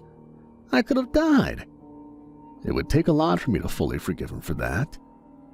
Larger monsters came towards him. Human or not, he held his own. I helped by distracting the smaller ones. The dagger caused too much damage for them to heal quickly enough to recover before another blow. It was a good weapon, but I wouldn't be able to use it for much longer. The flesh on my hand already started to burn through a glove Hunter gave me. The weapon felt 100 times heavier than it should. I wasn't entirely human anymore. The silver didn't agree with me, and I was feeling the drawbacks of being around it. Within a few minutes, I noticed Hunter's breathing get harder. He wouldn't be able to fight forever. We made a dent in the small horde. Noir didn't appear upset over the casualties on his side. He could just make more. If we could just keep this up, then we may have a chance. Then the tide turned in the worst way. The vampires backed off as 3 more showed up dragging behind what I never wanted to see. They had the twins, the pair too scared to struggle. They were dropped at Noir's feet, both holding each other for support. Finally, things are going right for me. Soon no one will ever be able to doubt my power. Noir cackled and it made my blood run cold. Kidnapping them isn't anything impressive. I bet they came right out if you lied and said you were holding us hostage, Hunter said, his unimpressed tone mocking the powerful vampire in front of him. Noir stopped laughing and glared in his direction. The twins gave a small apology, showing that was exactly what happened. I liked those two, but they weren't the brightest bulbs. Noir reached down and grabbed Maoist by the throat. He lifted the smaller vampire off the ground and then ripped his claws deep into flesh. I shouted at such a terrible sight. I moved to try and stop the attack, but more vampires got in my way. It felt like no matter how many times I brought down the dagger, I wasn't getting any closer. By the time I made a path, Noir had moved on to Uma. The screams of pain caused my body to stop in its tracks. To be extra cruel, he tossed both bloody bodies a few feet away from us. The twins' stomachs were nothing more but a mess of gore and their throats ripped out. My vision grew blurry. The smell of blood made my stomach churn and mouth fill with saliva. I didn't know if I was going to puke or if my new body wanted that blood. The world was spinning. It didn't feel like I was standing on steady ground. My hands shook so much that I nearly dropped the dagger. My breathing grew rapid. I couldn't handle this. I was going to fail to save anyone. I didn't want to see more death, not again. I wasn't strong enough to do anything. My legs strained against staying still. I wanted nothing more than to run. A hand on my shoulder brought my mind back. "You're spiraling." Somehow those words forced me to breathe. I tightened the grip on the dagger to try to steady myself. The twins weren't dead yet. Didn't Hunter say vampires were good at healing? If we got them help fast enough, then maybe they could be saved. We weren't done just yet. Noir may have been reading my mind. He snapped his fingers to summon something from the forest. A creature larger than my RV slid out from between the trees. The mixture of a lizard and a bat. It stomped its feet, the glowing eyes seeing a meal. I counted 7 more weaker vampires, including the one holding a terrified Summer. "I got the big one, you get the rest," Hunter said, turning to face the new threat. "Seems fair," I agreed, feeling as ready to fight as I ever would be. We split off, him clashing around away with the beast. I tore through the other human-formed monsters. After 4, the dagger became too much for me to use. I dropped it, letting myself go semi-feral. I clawed at eyes and ripped at throats with fangs. I let them injure me if that meant I got close enough to snap my teeth down on their flesh. The pain didn't matter anymore. I would heal fast enough. The only thing that mattered was defeating the ones in my way. A blast of heat and light came right after I finished off the last minion. To my horror, I saw Hunter get blown back. Whatever he did took off the head of the monster he had been fighting, but it hurt him almost as much. His chest was badly burned and he was smoking. His hands were as burned as his chest, and his gloves were missing. He stood long enough to collapse near the twins. His last action was reaching out to try to take hold of one of their hands. The only ones left standing were Noir, Summer, and me. He had roughly taken hold of her after the last vampire tried to kill me. I was out of energy. My wounds weren't healing as fast anymore, and my entire body throbbed with pain. My legs shook, ready to give out at any second. I gasped for air, trying to recover. Noir twisted Summer's arm behind her back when she tried to take a step in my direction. "Get your fucking hands off of her," I growled, my chest full of hatred towards that man. Noir's expression turned into a confused one. He glanced down at Summer and his mouth grew into an amused smile. Soon he started laughing in a way that made me want to rip out his throat even more. Summer looked like she was about to cry, but not because of the pain of her arm getting twisted back. "Huh? You think Summer is a girl? Is that why you're playing a white knight?" Summer tightened her lips, eyes toward the ground, and tears threatened to spill out. "Damn straight I know she's a girl," I said, my voice as certain as I felt. A silent, grateful expression came over her face. She blinked away tears and did something none of us expected. In a flash, her smaller body turned and climbed over Noir so her teeth could reach his neck. She used fangs to tear out flesh before he gave her an order to stop. Noir saw Summer as weak. He never gave her an order not to attack him because he never saw her as a threat. He had enough time to react, but didn't because his brain didn't believe what was happening. Summer knew she was weaker and waited until she was close to him. This entire time, she played the damsel in distress, waiting for the right moment. That didn't come without risks. I screamed when I saw Noir force his hand through her stomach. Even with his throat ripped out, he was able to fight back. He withdrew his arm and grabbed a hold of the back of her shirt. She was tossed aside, my body finally moving. I caught her. She gasped in my arms, eyes barely open and face covered in blood. Noir blindly shot out what I assumed to be magic trying to kill us. A blast was going towards where the twins and Hunter were. I knew if it hit them, they would die. I raced over and blocked the attack with my back, the power making me drop poor Summer to the ground. I could only place my body between all of them until Noir calmed down. He gasped and raged over his wounds. I didn't have the strength to do anything but sit up and watch his wounds slowly heal. As he held his torn open neck, he started to drink vial after vial of blood. When he ran out, he turned on one of the bodies of the fallen vampires. Within seconds, he drained the body dry. His wounds healed, but he was almost as low on energy as I was. I could feel how weak he was, but couldn't do a damn thing about it. I felt a hand take mine. Summer reached over, her face strained.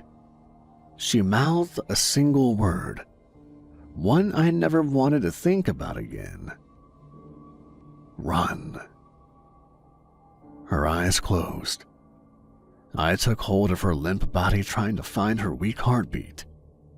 It was there, but unless I did something soon, she was gonna die. All of us were. My mind raced, trying to think of what to do next. Where did I drop the dagger? Could I find it in time? What about the sword? No, I couldn't leave them behind. If I moved, they died. If I didn't kill Noir, he would kill us. Could Summer drink some of my blood and recover? What if she drank some of Hunter's? Would he be able to live through that? You're spiraling. Recalling those words did nothing to help. The smell of blood was overwhelming. I couldn't focus. No matter what I thought of, I saw no way out. Noir could control me if I attacked him. I was powerless, utterly powerless to save anyone. My chest hurt so much over that realization that it felt like I was going to cave in. In that moment, I had nearly given up hope. I wasn't aware that right next to me, I had what could save us shining in the moonlight. The clouds parted and my eyes were attracted to a slight shine coming from Uma's stomach wound. My brain slowly adjusted to accept what I was seeing. I carefully reached out to take hold of a metal object that had been embedded in her organs. I winced, removing it while silently apologizing to her for the action. I was holding an ornate bar with a notch in the middle. Noir wasn't aware of my actions. He was too busy going into another villain speech I wasn't paying attention to. I felt sick reaching over to Maoist to dig around in his wound to find another bar that looked like the first one. When they had said being able to summon their ancestor was inside of them, I didn't think it would be literally inside of them. Noir finally saw what was in my hands. If the color could drain from his face, it would have. His mouth dropped open, fear clear on his face. He started in order, but I was faster. I pressed together the pieces of metal to make a cross. I didn't know what to expect, but I didn't have any other options. The world around me froze. I felt a pressure appear all around, and the air felt thicker than honey. A rumbling shook the ground as the sky turned a deep shade of red. Crashes of sound came from all around, each burst getting closer and closer. My chest tightened in a primal fear that overtook my body. Another sound came, and I was too scared to realize that it was that of my teeth chattering. Blue lightning came down, leaving a formless shape of white behind. My body almost couldn't handle being so close to such pure magic in the air. Slowly, the power pulled together into a vague outline of a person. White glowing bat wings stretched out into the sky. The wings slowly shrank down, tucking themselves tightly against the ancestor's back. He wore flowing white fabric that moved on its own. Long, pure white hair that touched the ground covered half of his face, but I wasn't able to see what he looked like. For a moment, a bat-like face showed, and then it blurred. Countless faces shifted within seconds. My mind couldn't keep up or comprehend what this monster truly was. The younger son held so much power, he stopped the world around him and transformed it into something else entirely. I wasn't on the same level to see its true form, just the vaguely human-shaped one. If he was like this, then what was his father like? I couldn't even fathom it. I felt unseen eyes land on me. My body shut down for a second, my vision turned to gray and everything hurt, and yet I fought through it all to say a single word. Help. He would at the very least heal the twins. They were family after all. But what about the other two I cared about? I felt a wave of magic in my direction so heavy it made my lungs stop. When I recovered, I saw the twins were perfectly fine, but Summer and Hunter were still frozen in time, wounded. I opened my mouth to beg this force of nature to save them as well. To my sheer horror, the younger son was in front of me. He placed a single finger on my forehead. I started to fall into the ground. back to the past and to the worst day of my life. I was no longer facing a mind-bending, powerful monster. I was walking down the street, scrolling through my phone with my sister and my best friend Rudy next to me. I wasn't paying attention to what they were saying. I missed out on their last words because I was too focused on texting a girl I thought was cute at the time. I heard the car but didn't see it. I didn't realize we had been hit until I woke up in the middle of the road, blood covering the side of my face and my leg twisted. The pain didn't hit for a few seconds. My first thought was how I wouldn't be able to stay on any of my sports teams. My second thought was about my sister. I saw Rudy first, with his head turned at an impossible angle. I knew right away he was gone. When I saw my sister twitch, I didn't do anything. I couldn't bring myself to move. I sat as the pain overtook everything else. The sound came with a crashed car straining against the road barrier and finally dropping off the bridge. The driver had a heart attack. He had been having chest pains and decided he was well enough to drive himself to the hospital, and he was dead before the car hit us. I closed my eyes and opened them again, staring at my phone. I was trapped inside my body, playing out the motions of that day. I knew I just wasn't mentally there. This monster literally ripped me back to that moment in time. I knew it was coming, and yet I couldn't stop it. I strained to hear what my sister and Rudy were saying. I've always regretted not hearing his last words. I was in the hospital for Rudy's funeral. I could have attended, but deep down it felt like if I went to his service, then that was it. He was dead. His parents didn't force me. They didn't blame me for not going. Again, walking down the street, my two loved ones were next to me until the car hit us. I knew it was just useless, but I fought against my body trying to change the outcome. I should have traded places with my sister. Oh, why did I let her walk so close to the road? The wife of the man who caused the accident came to the hospital. She apologized for what happened, face full of grief. She lost someone she cared about in the same accident. And yet I did something I've always regretted. I snapped at her, saying she should be sorry because her husband killed Rudy and might as well kill my sister. She accepted my anger and left the room. I heard she died a few months later of breast cancer. Why was this monster making me relive all of this over again? I lost track of how many times the car hit us, how many times I saw Rudy's body, how many times I saw my sister bloody and alone on the road. I could have crawled over to her, but I didn't. I left her and just focused on my pain, even though I came away with the least amount of injuries. Again, I felt the car hit us. She's still alive. The accident caused brain damage, but she's now on the same level as a toddler. She won't even get to finish high school, go to college, get married, have kids. I saw her a handful of times after the accident. My parents can't retire because they use all their savings for her medical costs. But they love her. They love her so damn much, and I was nothing but a burden on them. I told my father to focus all their attention on her. I would send whatever money I could, but I wasn't ready to be her brother. So I ran. And I've been running for years. Again, I sit in the middle of the road, leg twisted, my best friend gone, and my sister alone. Something inside snapped. I started to scream until my lungs gave out. I vented all the pain, anger, and shame from my past actions. I've never hated myself more than in that moment. I should have been there for her. I should have listened to what they were saying. I should have been the brother she needed after the accident. Instead, all I've done is blame others and run from my mistake. I gasped deep, painful gulps of air. Tears stung my eyes. The pain in my leg faded, and I saw I wasn't in the middle of the road, but sitting in the grass near my RV.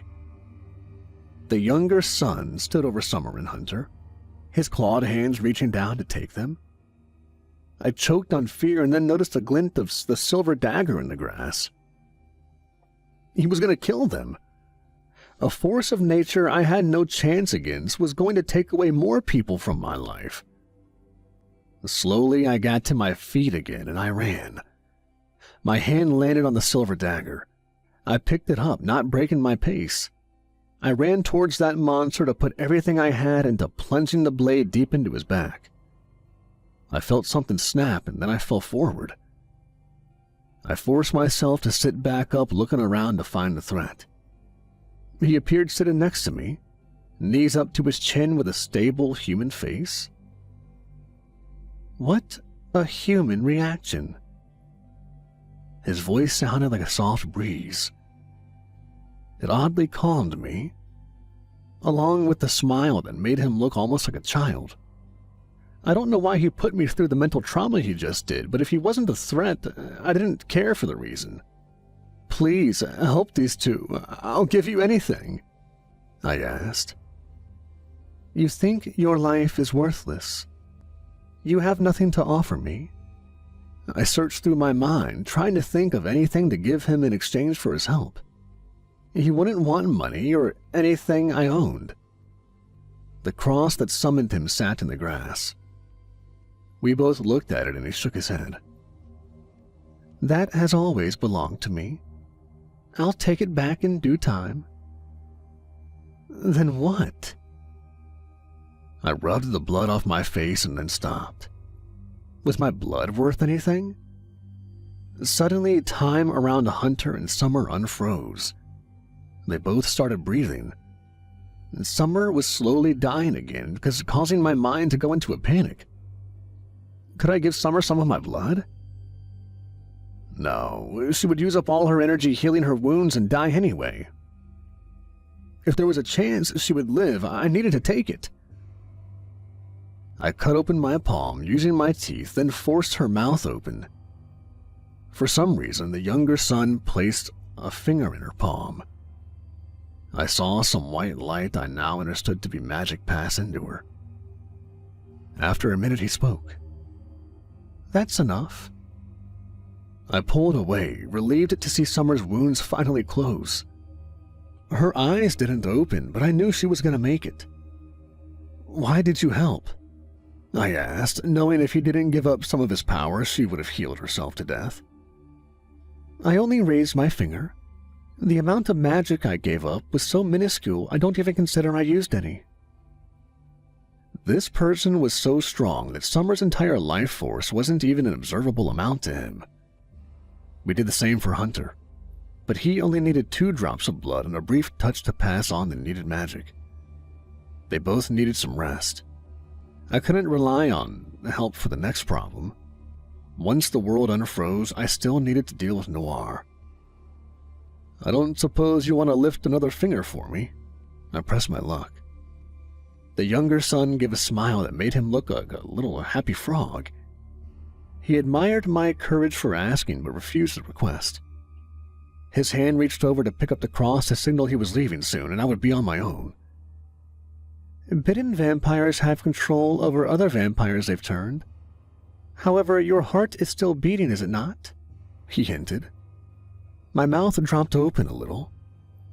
I've never considered that Noir didn't have full control over me because I wasn't fully a vampire. Had I really fought hard enough against his control? Or did I just accept it because I didn't know any better?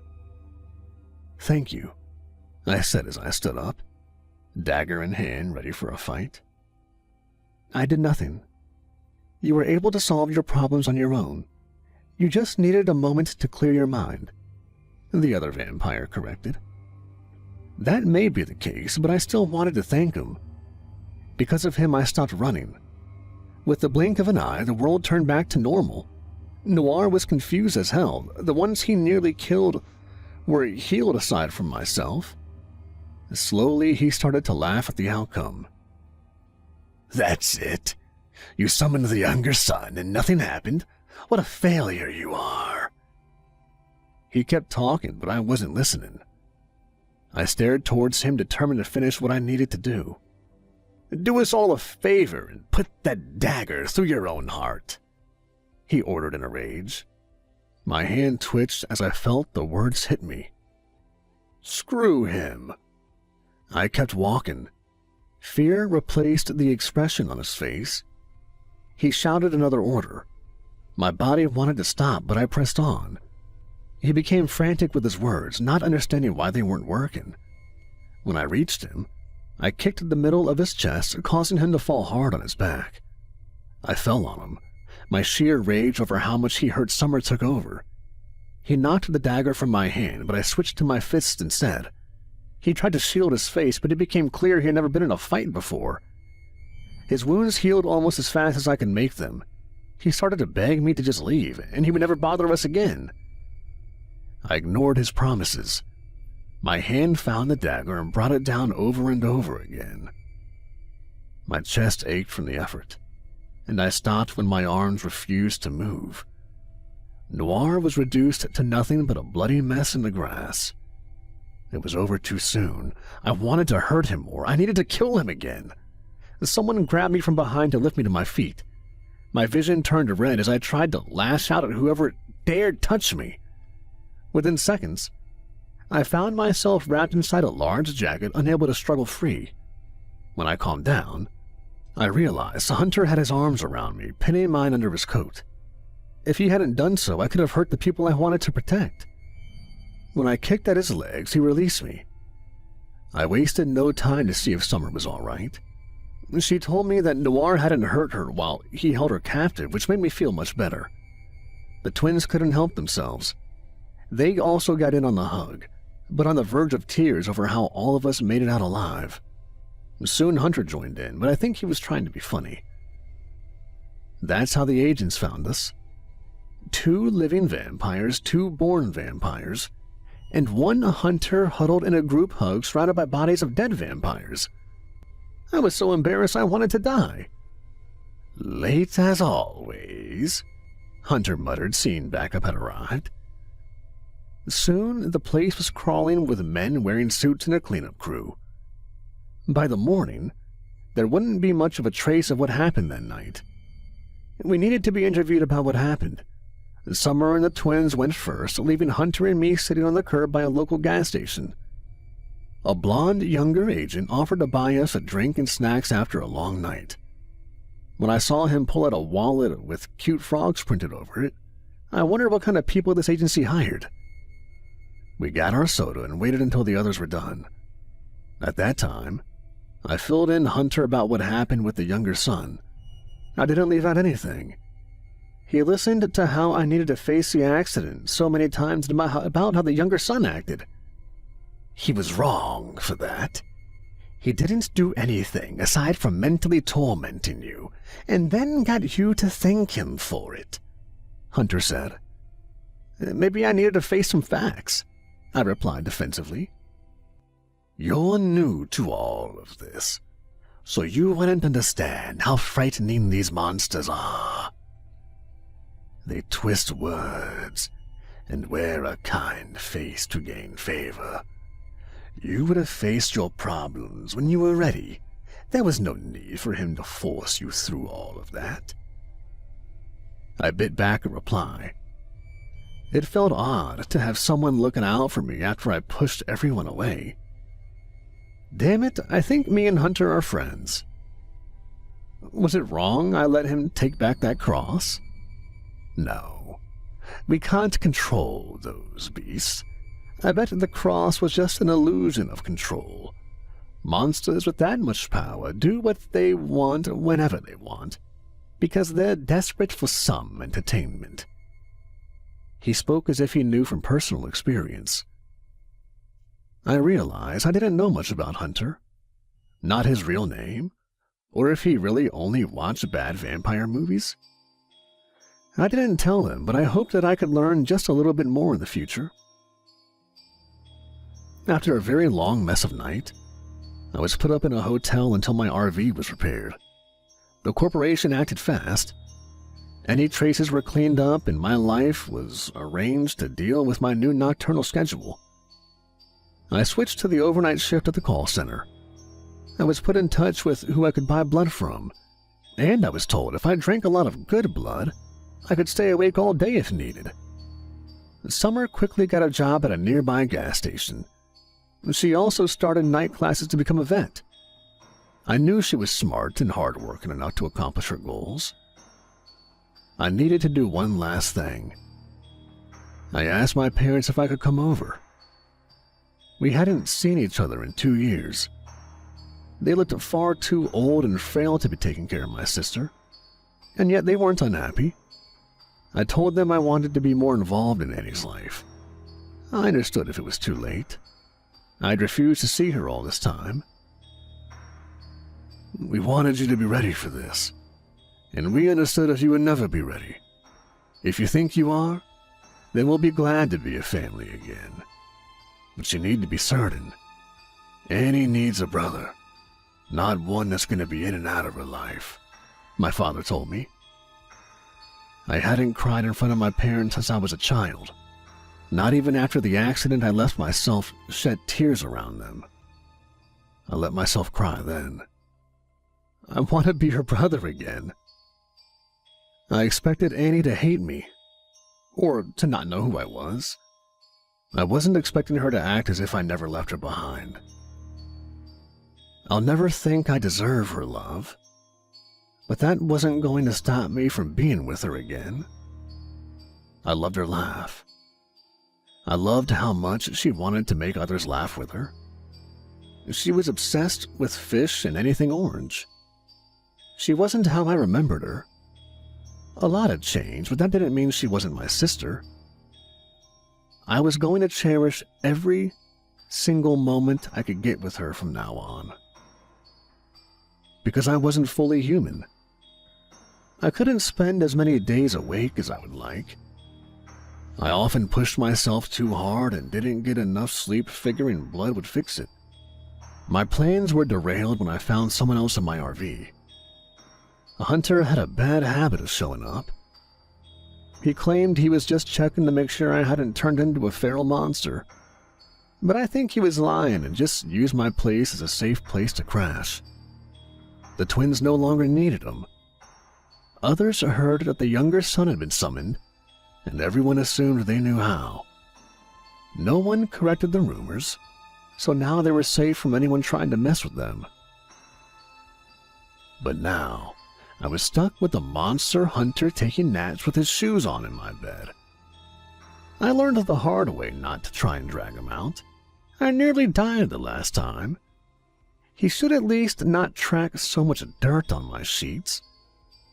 I made another mistake of trying to take his shoes off while he slept. Soon I was hauling him out of the RV as my broken jaw healed. I tossed him on the grass and then tried to rub away the dirty boot print from my face. "Just checking to see if you're still acting human," he lied. "Bullshit," I hissed. If this kept up, I was going to have to charge him an Airbnb fee. I expected him to leave, but he spotted something in the grass near the woods. I've learned in the past few months that he liked animals as much as Summer does. He turned into a different person around cats. Without a hint of shame, he baby-talked a stray cat out of the woods. He even got on his back so the flea-covered thing could sit on his chest and rub against his face. "Have you ever given your future any thought?" he asked with his normal voice, still petting the cat. That was a topic I wasn't ready for. I knew I was going to outlive my family. Living vampires don't die of old age. I was offered a job hunting monsters, but I refused. I didn't want to risk my life. I wanted to make up for lost time with my sister. I'm fine with how things are. How about you? For now, I'm going to get this widow baby into a vet. Then I'll keep fighting monsters until something kills me. I hated how fast he could switch to the baby talk and then back to being completely serious. Haven't you ever considered something else? I was born into a hunter family, a real hunter family. They breed down special abilities, making us only useful for killing supernatural creatures. I've never even considered something like that. I didn't know how to feel about what he said. It wasn't my place to correct his family's ways if I knew nothing about it. You know, hunters from these sorts of families tend to have the fear of supernatural creatures removed from them. You can't fight something you fear. We devote everything to just killing these monsters. I think it backfires sometimes. If you're lacking hatred of something, then what do you fill that space with? I had no idea what he was talking about. I shrugged. He stood up, carefully holding his new cat in his arms. Love. I don't do this job because I hate monsters. I do it because I love the good ones. Killing the bad ones saves nice supernatural creatures just as much as humans. So, I don't really mind what I do. I gave him a very long, hard stare, trying to spot the lie. Are you messing with me right now? He smiled in a way that made me think I would never be able to figure him out. He left, cat in hand, and with a promise to come check back on me. I was tired from a full day out, but I stayed up a bit longer. I sat on the steps of my RV, soda in hand, watching the sunset.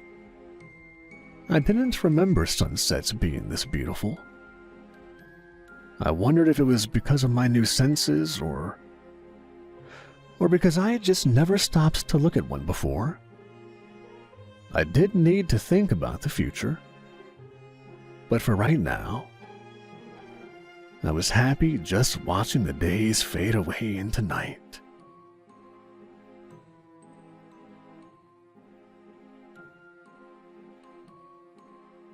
Hey everybody, Kevin here from Nightmares Nightly.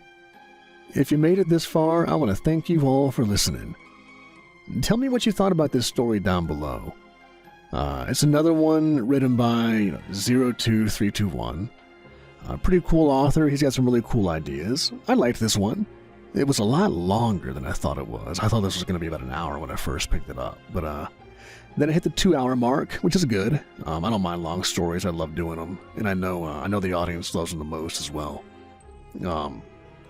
And tell me what your preferred story length is down below. I feel like from what I've gathered from everybody, I think the best story length is right at that 90-minute, hour-and-a-half mark. But let me know what you thought, and tell me what you think about vampire stories. I tend to like them a lot myself, but they are hard to do correctly. This one was pretty good. It had some good fighting elements, and it had some humor in there as well. Although there were a few plot holes in here that I saw, but not too bad. Tell me what you thought about this, and tell me, I have the next story already written with the guy who's a vampire who hunts for the outfit and has a partner who is a skinwalker. I have that written already, the next one. I just have to record it. Let me know what you think about those stories down below too. What you like about them, what's your favorite thing about them, if you don't like them at all. And tell me what you'd like to see them also hunt next, so I can give me some ideas on the next one. And also, the best thing to help the channel grow is to give a like and a comment down below and share it with somebody. That helps the absolute most, because all those things go into YouTube's, little ranking algorithm to push the videos to new people. Right now, the channel had a bit of a growth 2 months ago, and then now it's like completely stagnated again. With almost all viewers being regular viewers and casual viewers. There's only like 20% new viewers right now, and if I can get that number up, that'd be awesome. Like I said, I'd love to do this full time, especially by the end of the year is a goal. By the end of this year, I'd like to do it sooner, but the channel would have to like double to do this full time. But anything that y'all can do to help, greatly appreciated. Become a member or a patron if you can, and if you can't, just leave me a like and a comment. And as always, thanks for listening, everybody. Jonathan was fascinated by magic. For as long as he could recall, it was something that undoubtedly enthralled him. Perhaps it was the enigmatic nature that drew him towards it. He remembered witnessing his first act of wonder on the streets when an old man had a random woman select a card from a deck. He could still recollect the old man's appearance. He had pale skin veneered with a river of frozen ripples across his face. His cheeks sagged to his chin as if pocketing small bundles of change. His eyebrows were white and bushy, veiling his eyes while complementing his dense mustache. He wore a classy suit, featuring a tasteful vest beneath.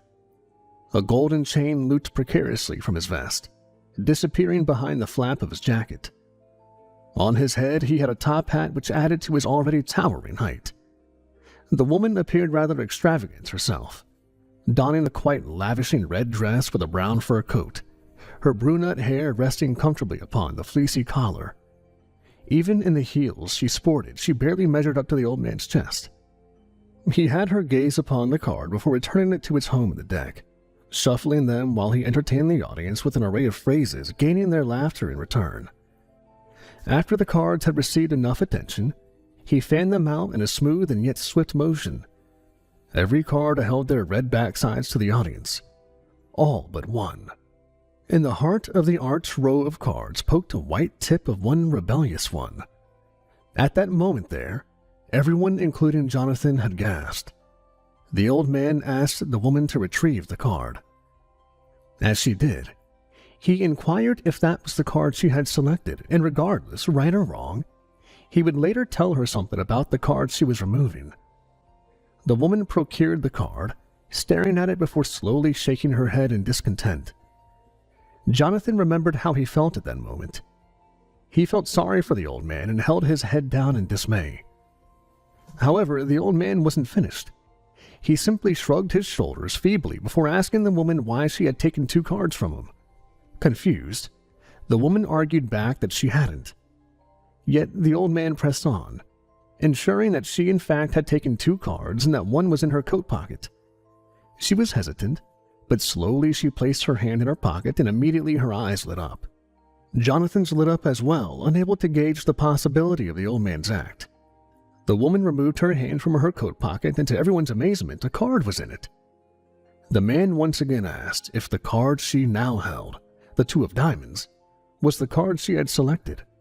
With quivering hands, she was speechless, simply nodding, producing an extended smile and showcasing everyone the card. Everyone around applauded, but the old man held up his hands to gesture silence. He notified everyone that he had vowed to inform the woman something about the first card she had selected. He asked her if the first card had been her original choice before selecting the second one. She was speechless again, holding one hand to her mouth. After a few seconds, she claimed that it was, but that it was something she had decided in her thoughts. It was at that moment the crowd burst into a thunderous applause, even louder than before. The old man's lips curled into a satisfied smile, and he issued a long, leisure bow. After that day, Jonathan was forever instilled with captivation. From then on, he recognized that a magician is what he wanted to become. Jonathan witnessed that act 3 years. From that moment on, card tricks were the tool he toiled with, anxious to create a routine of his own that would have crowds applauding in amazement. Of course, this was all a pipe dream, if anything. He lived with his mother in a rather run-down part of the city. His father had passed some years ago when he was too young to remember. His mother had claimed that he died from stress, of working so hard at the shoe factory, barely keeping their heads above water to make ends meet. They were just shy from being dirt poor, and with his father gone, the weight of that burden now resided on his mother, who worked long-hour shifts. Jonathan tried to pull his own weight to assist his mother functioning as a paper route boy. Every morning, well beyond even the slightest glimmer of light, he would wake up to meet his boss, Mr. Garrett, at a stand down the corner. Mr. Garrett, who was a rather impatient, pudgy fellow, was reluctant to hire the boy at first, but caved after Jonathan proved his worth by working the first few shifts free of charge. Jonathan was hard working at his job, often finishing earlier than Mr. Garrett's past employees. Because of such, the man barely had anything to say against the boy. So when Jonathan went on again about the headline on the papers about the great Occam Cobb, he indulged the boy. Mr. Garrett, it's him again! He exclaimed excitedly. Mr. Garrett was lazily fanning through one of the papers. He was an objectively large man and always seemed to have a frown pressed across his lips. One of his hefty fingers rubbed his brow after correcting the cabbie hat on his head. Afterwards, he lugged his attention from the paper he was reading. "What's that?" he asked in a monotone voice. It's him! The great Occam Cobb! Jonathan answered, giving the name his best announcer voice. Mr. Garrett sniffed briskly before returning his attention to the paper. "Oh, that coot, huh? Is he still at it?" At it? He's the greatest magician in the world, and it says he'll be performing here all week starting next week. Mr. Garrett was silent, turning the pages nonchalantly. Mr. Garrett, did you hear what I said? He's coming here! Jonathan repeated in a voice even more excited than before. The elevation in his voice seemed to startle the man as if pulling him out of a trance. "That's great, kid," he said without looking up, the top of his hat bobbed from nodding. It's fantastic! Jonathan replied, staring wide-eyed at the black and white photo depicting a man. He was rather young, with black hair combed and greased to the side, complementing his classy suit. One hand rested just under his chin with fingers curling around it while an eyebrow was raised. His other hand, poked from under his arm, clamped tight to a wand. His entire expression seemed as though he was peering deep into Jonathan's eyes, almost inquiring him if what he would see was genuine magic or deception. Occam Cobb was Jonathan's favorite magician, or perhaps idol was a better word for it. Although he had never attended a show of the man, the rumors of his talents and reputation were enough to fuel his imagination of what the man could do. He heard nothing less than Occam Cobb was a true magician of the ages, or Occam defies the laws of physics, or his favorite, the great Occam Cobb has surpassed all his predecessors, creating a new genre of magic. Of course, these were all headlines on the newspapers, but even the words from people were no different. Regardless, Occam Cobb was coming to his city to perform. The thought alone sent a spark of vigor through Jonathan's body. He immediately dug in his pocket to pull out a beaten set of playing cards. He was able to purchase them after saving up enough. At the time, he was uncertain to buy them, but his mother insisted that he could since all he talked about was magic. She said it was okay and that it would be his early birthday present for that year. All right, Mr. Garrett. Can you pick a card, please? He asked, holding up the fanned-out deck. Mr. Garrett sighed behind the paper before dropping it and sluggishly grabbing a card. He quickly peered at the card, barely looking at the face before putting it back in. Jonathan smiled devilishly while shuffling the cards, attempting at once again to give his best announcing voice. So you picked that card, huh? You think that suit is the one to do it? It's possible I might never find it, but you can't resist the image of the card in your mind, can you? When he was finished shuffling, he put his finger on the top of the deck. The card on the top will be the one you pick. Are you ready? Mr. Garrett had a glazed look in his eyes, issuing another brisk sniff. With the awkward silence, Jonathan continued. Okay, is this your card? He said, lifting the card, revealing it to him. The card revealed a 3 of spades. Mr. Garrett nodded with an unfazed face. "Yeah, that's it. Good job, kid," he replied, returning to his paper. "You're all done for the day, right? You can go home then. See you bright and early tomorrow." Jonathan barely heard his words, having returned his attention to the picture in the paper. He smiled to himself, admiring the photo. He knew Mr. Garrett had seen the trick a million times. He needed to make a new trick, though, one that would surely blow the minds of everyone away. Better yet, if he could meet Occam Cobb, even if just for a second, he could show him his trick, and maybe it would be enough to amaze even the greatest magician. Occam Cobb would arrive in a week, which meant Jonathan had to create and perfect his trick in that allotted time frame. All throughout the next few days, he found himself contemplating on the trick, on what to do, and how to do it. He began multitasking, pondering while working on breaks, and even before sleeping at night. With the arrival of the magician coming closer, Jonathan began to worry he wouldn't be able to come up with a clever enough trick. However, 2 days before the inevitable, a new trick had dawned on him. Throughout those final 2 days, he practiced the trick intricately, even threatening to be late on a few deliveries. He became more and more obsessed to perfect it, making sure to pay attention to all the details until at last the week at hand had arrived.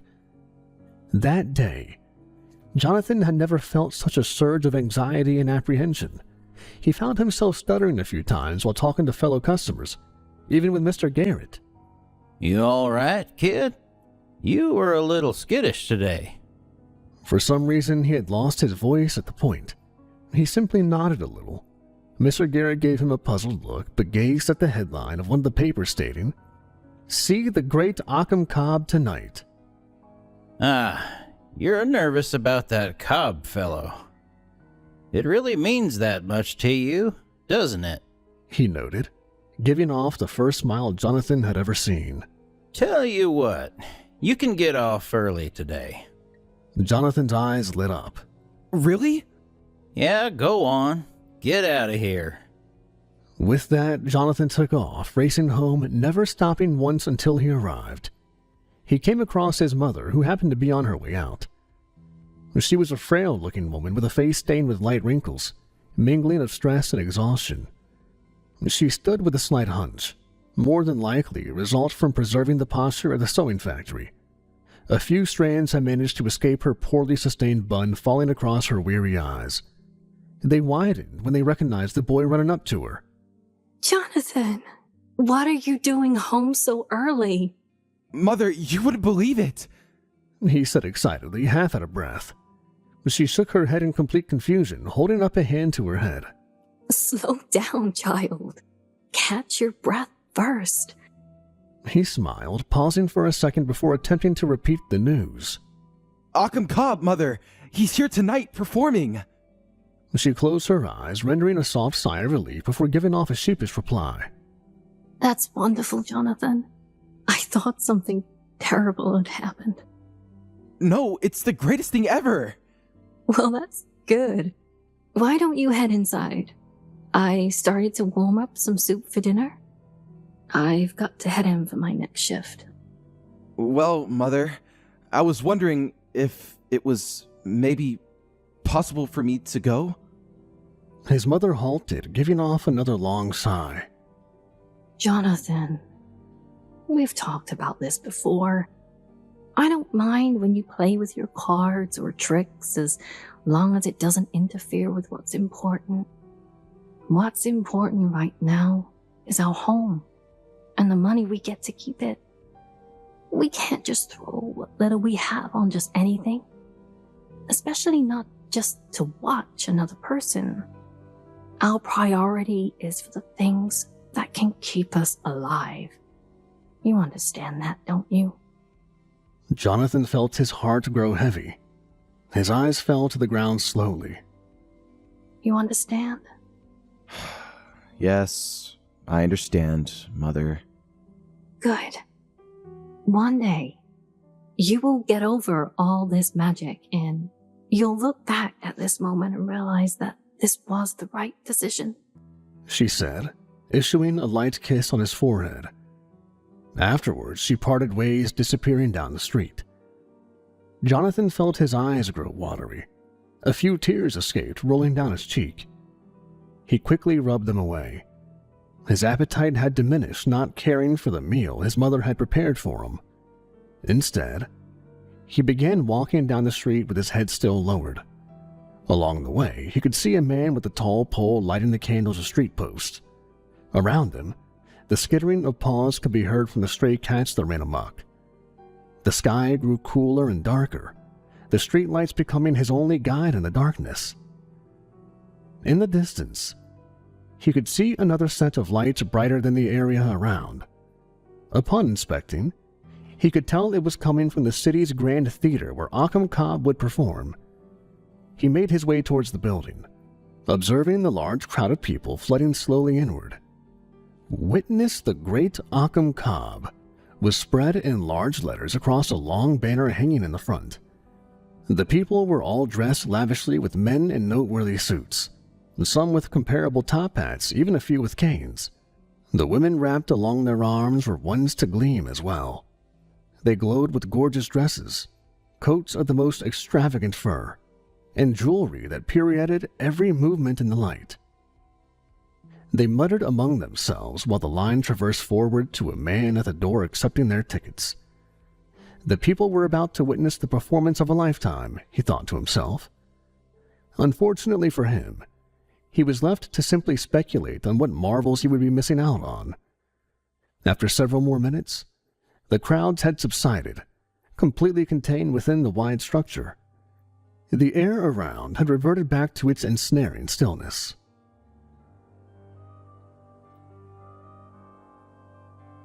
Jonathan sat across the building with his knees to his chest, resting his head atop.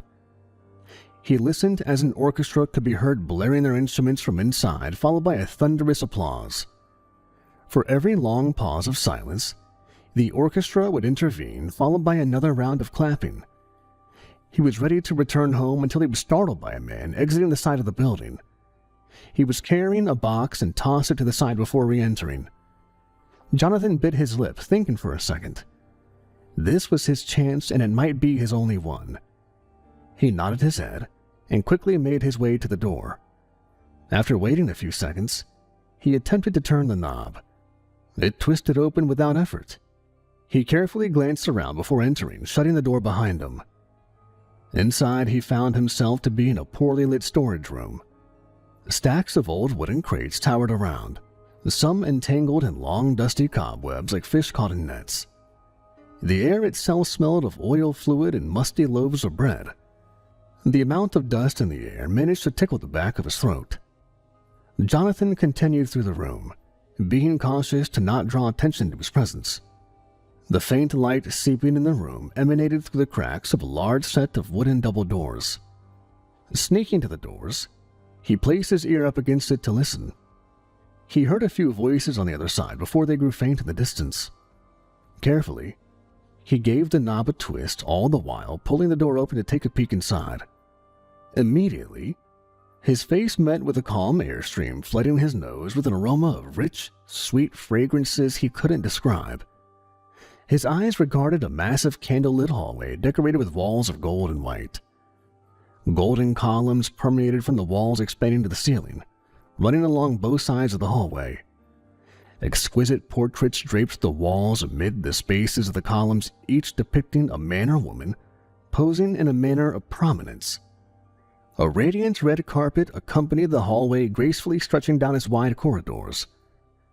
Jonathan's eyes widened, taking in the glorious sight behind him. He had never known such a beautiful configuration existed. Another loud applause from further within drew his attention back to the sights that captivated him. He frantically looked around, attempting to find some manner of entrance that could grant him an audience to the show. Making his way down the hallway, he came to a large circular room. The room was similar to that of the hallway, containing identical golden columns hugging the walls with more portraits just the same. However, a few sets of furniture were present, including a few chairs and tables that could entertain many people. Another hallway could be seen to the right, where he heard the applause erupt louder. Jonathan was ready to head towards it, but began to hear voices from within approaching his direction. Panicking, he quickly looked around the room to locate a place to conceal his presence. Finding nothing, his heart began to race frantically until he noticed a wooden staircase to the left. Without hesitation, he bolted up the stairs, which led to a stiff door. It took several pushes with his shoulder, but he was able to finally budget a second before the voices arrived in the room below. The new area he had entered appeared to be an attic of the sort, housing similar stacks of crates like below, entangled in the cobwebs. A few rats scampered across the floor before disappearing into the darkness. The attic itself was hard to see in, with minuscule strands of light escaping out through the cracks of the floorboard. While he stood there, letting his eyes adjust to the dark, a voice startled him. It sounded muffled, but spoke as if addressing many people.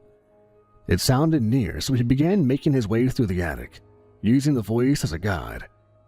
He held his hands up to prevent himself from walking into any of the stacks. Even so, he tripped a few times. He finally came across a wooden frame with a set of old curtains drawn across. Behind the curtains, he could hear the applause even louder. His heart began to beat faster with anticipation. He reached for the curtains, pulling them to the side. Immediately, a cloud of dust was released into the air.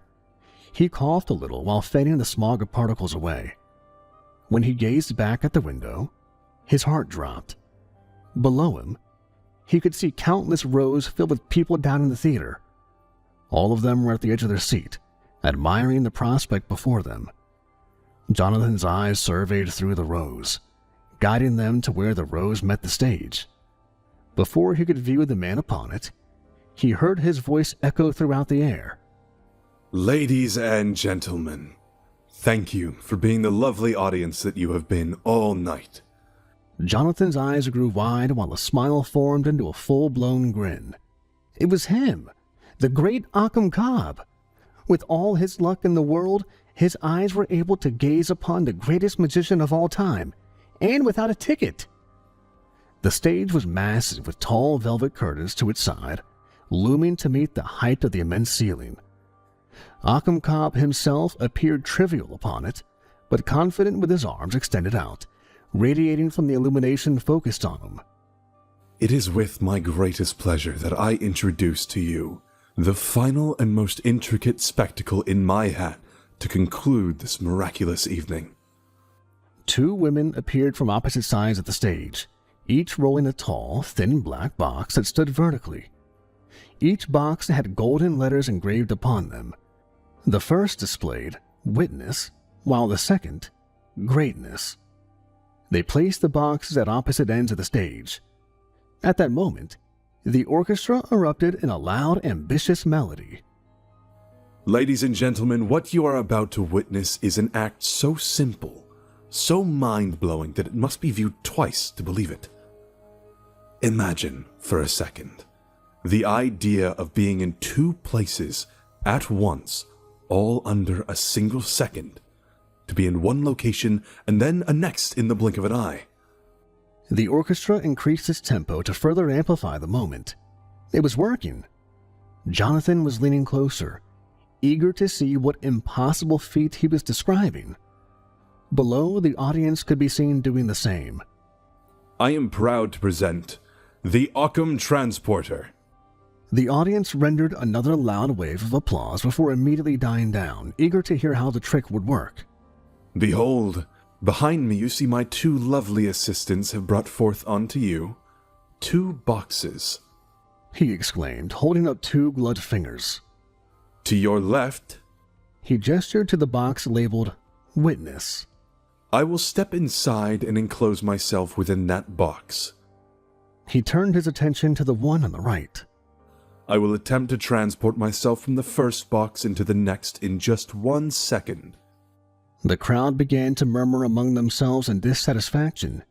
He paused before curling his fingers onto his chin, similar to that of the newspaper photo. I can tell that some of you have your doubts. In fact, I think some of you think that I, the great Occam Cobb, can do better. Well, you're right. A long chain emerged from the ceiling hovering above the left witness box. What if I told you that I can ante up the stakes and lift the box containing me and drop it? That's right, ladies and gentlemen. I will plummet to my doom if I cannot indeed transport myself from that container to the next. Jonathan bit his lip in discontent. He did not like the sound of this act. The audience seemed to feel the same way, issuing a light clap, all the while murmuring among themselves. And if that wasn't enough, the box I will be contained in will be secured with a lock. One of his assistants gracefully paraded the lock in the air. At this moment, the audience grew even more rowdy. The magician extended his arms outward. Without further delay, He exclaimed, and immediately turned around, facing the left box. His smiling assistant opened the door for him. He walked inside the tight box, facing the audience inside. His assistant shut the door. His voice, although muffled, could still be heard within. now my lovely assistant will apply the lock to the box. At his cue, she applied the large padlock to the box's door. She will now attach the chain to my case. Again she moved on cue, climbing a small ladder brought out. At the top, she attached the chain to the box's top ring. When she climbed down, she removed the ladder. The chain began to hoist the box high into the air. Everyone at the moment was dead silent, including Jonathan. A series of knocks could be heard coming from within the case. I assure everyone that I am still within the box. Please ensure that you do not pull eyes away. Not even for a second, or you dare to miss the opportunity to He continued before pausing. witness. At that last mutter of the word, the chain released, plunging the box swiftly to the ground. Everyone gasped out in fear as it fell shattering into many pieces. However, the moment the box touched the ground, the door to the second box swung open. Greatness. The magician exclaimed, finishing his sentence from before without delay. It took a second for the audience to register what had happened, yet when they did, they quickly erupted in a thunderous applause louder than ever conceived that night. Many of them rose to their feet, clapping and cheering as they did. Jonathan clapped as well from his position, filled with a mixture of reverence and angst. He had done it, performed the impossible, and amazed with true wonder. The magician smiled gracefully, taking the hand of his assistants, rendering both a light kiss. Afterwards, he issued a bow. The curtains began to gracefully descend, but stopping when he held up a hand. Ladies and gentlemen, I informed you earlier that the trick would happen so quick that you would need to see it twice. So, how about it? Would you? The applause died with the crowd murmuring among themselves before sitting down quietly. I thought as much. However, I, being the great Occam Cobb, couldn't simply lull you into watching the same trick exactly. Oh no. As always, the stakes must be raised. So that's why I am giving one of you the lucky opportunity to be the one transported. He exclaimed, extending his arms outward again. A slight delay occurred before the audience issued a light clap, continuing to murmur amongst each other. Who dares to leave this world in a second and return in another? He asked, pointing his finger among the seating. One of his assistants rolled another case in, setting it in front of the broken shards of the last box. The new box had the same word, witness, engraved across it. Again, Jonathan bit his lip. What he would do to be a part of that act. I assure you, ladies and gentlemen, that the box will not be suspended like the other. So there is no cause for alarm. So who will dare take the trip? Who will venture into the unknown? There was a long pause until a man abruptly stood up from the back. I say, sir, we have a beautiful woman back here who would love to volunteer. The woman sitting next to him shook her head in dismay, playfully hitting the man to stop. However, he pressed on, jokingly urging her to do so. Ah, yes, come along, milady. Jonathan could see her crossing her arms in discontent, firmly glaring at the man still standing beside her. It looks to me the lady is shy. The crowd released a chortle. Jonathan could see the woman sinking into her seat from embarrassment. Perhaps. A round of applause will grant her the courage she needs, He requested, clapping his hands together. The audience followed suit, applauding. The woman began to blush before finally conceding. She stood up, making her way to the stage.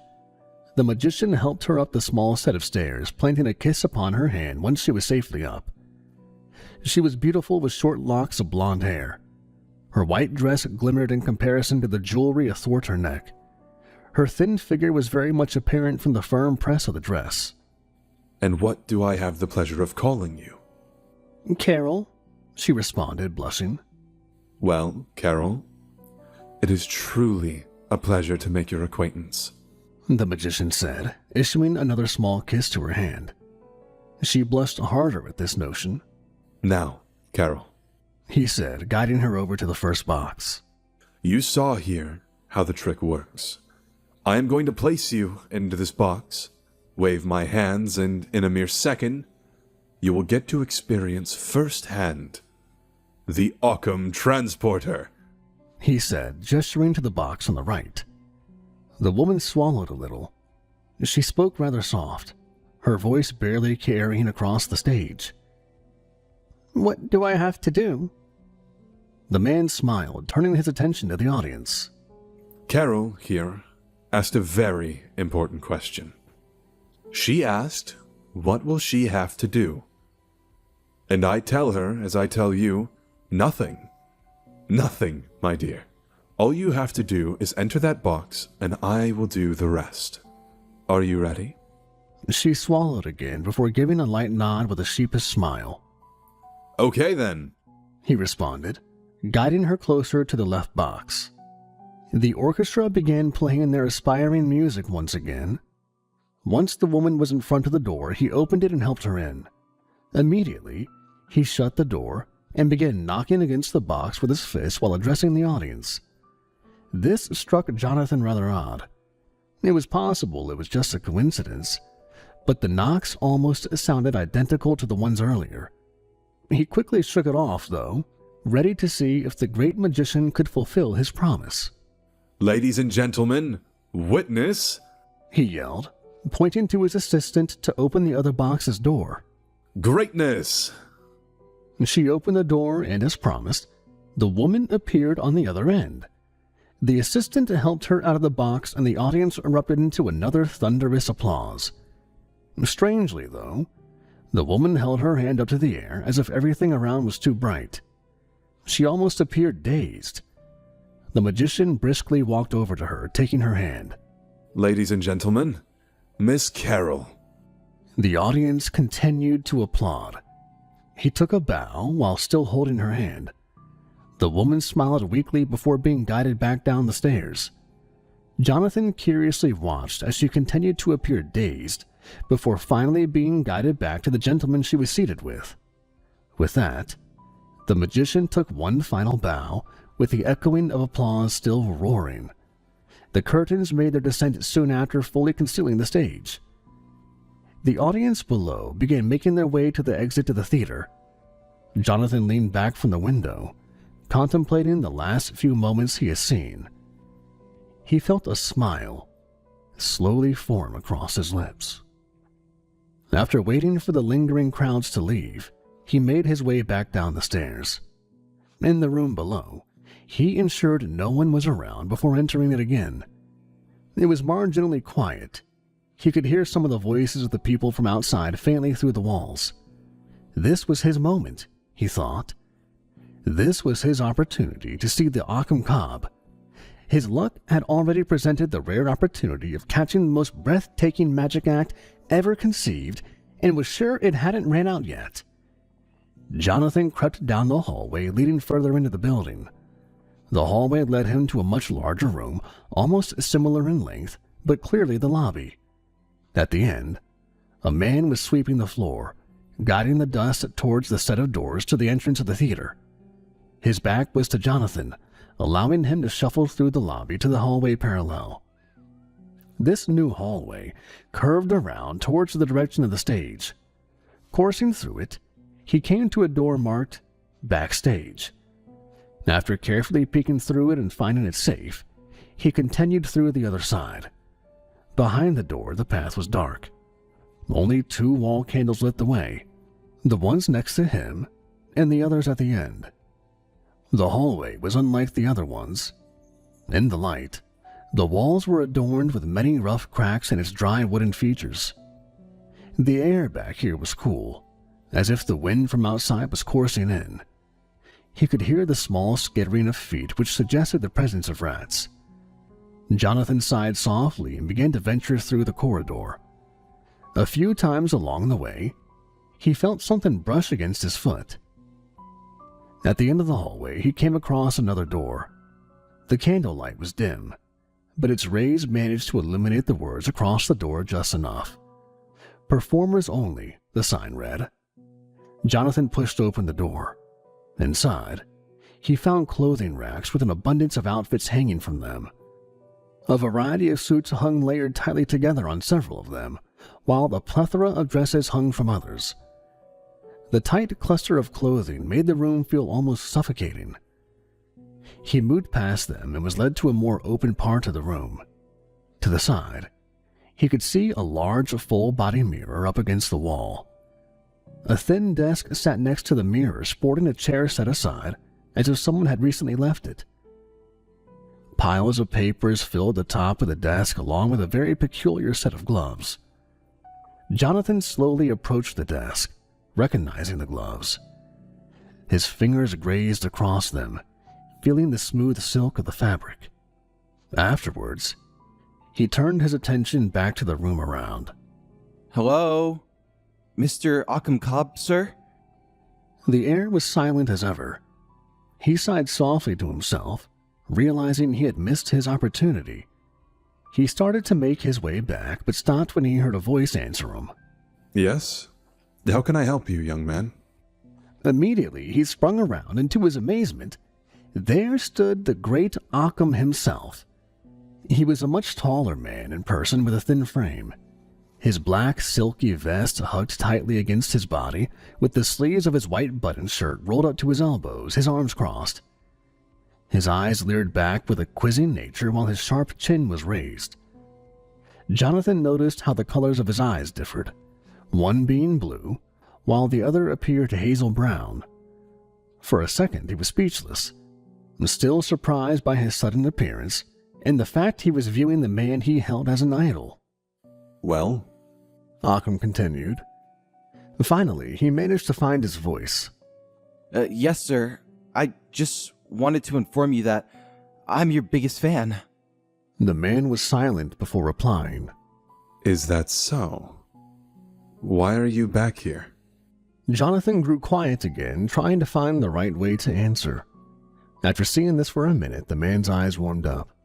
A smile grew across his face. Did you see the show? Yes, I did. Well, I saw the last act. And it was spectacular.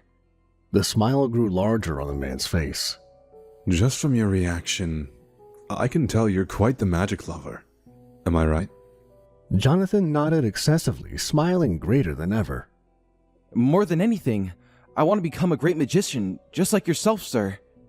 Occam seemed pleased with this statement, lowering his arms and inviting the boy further in the room.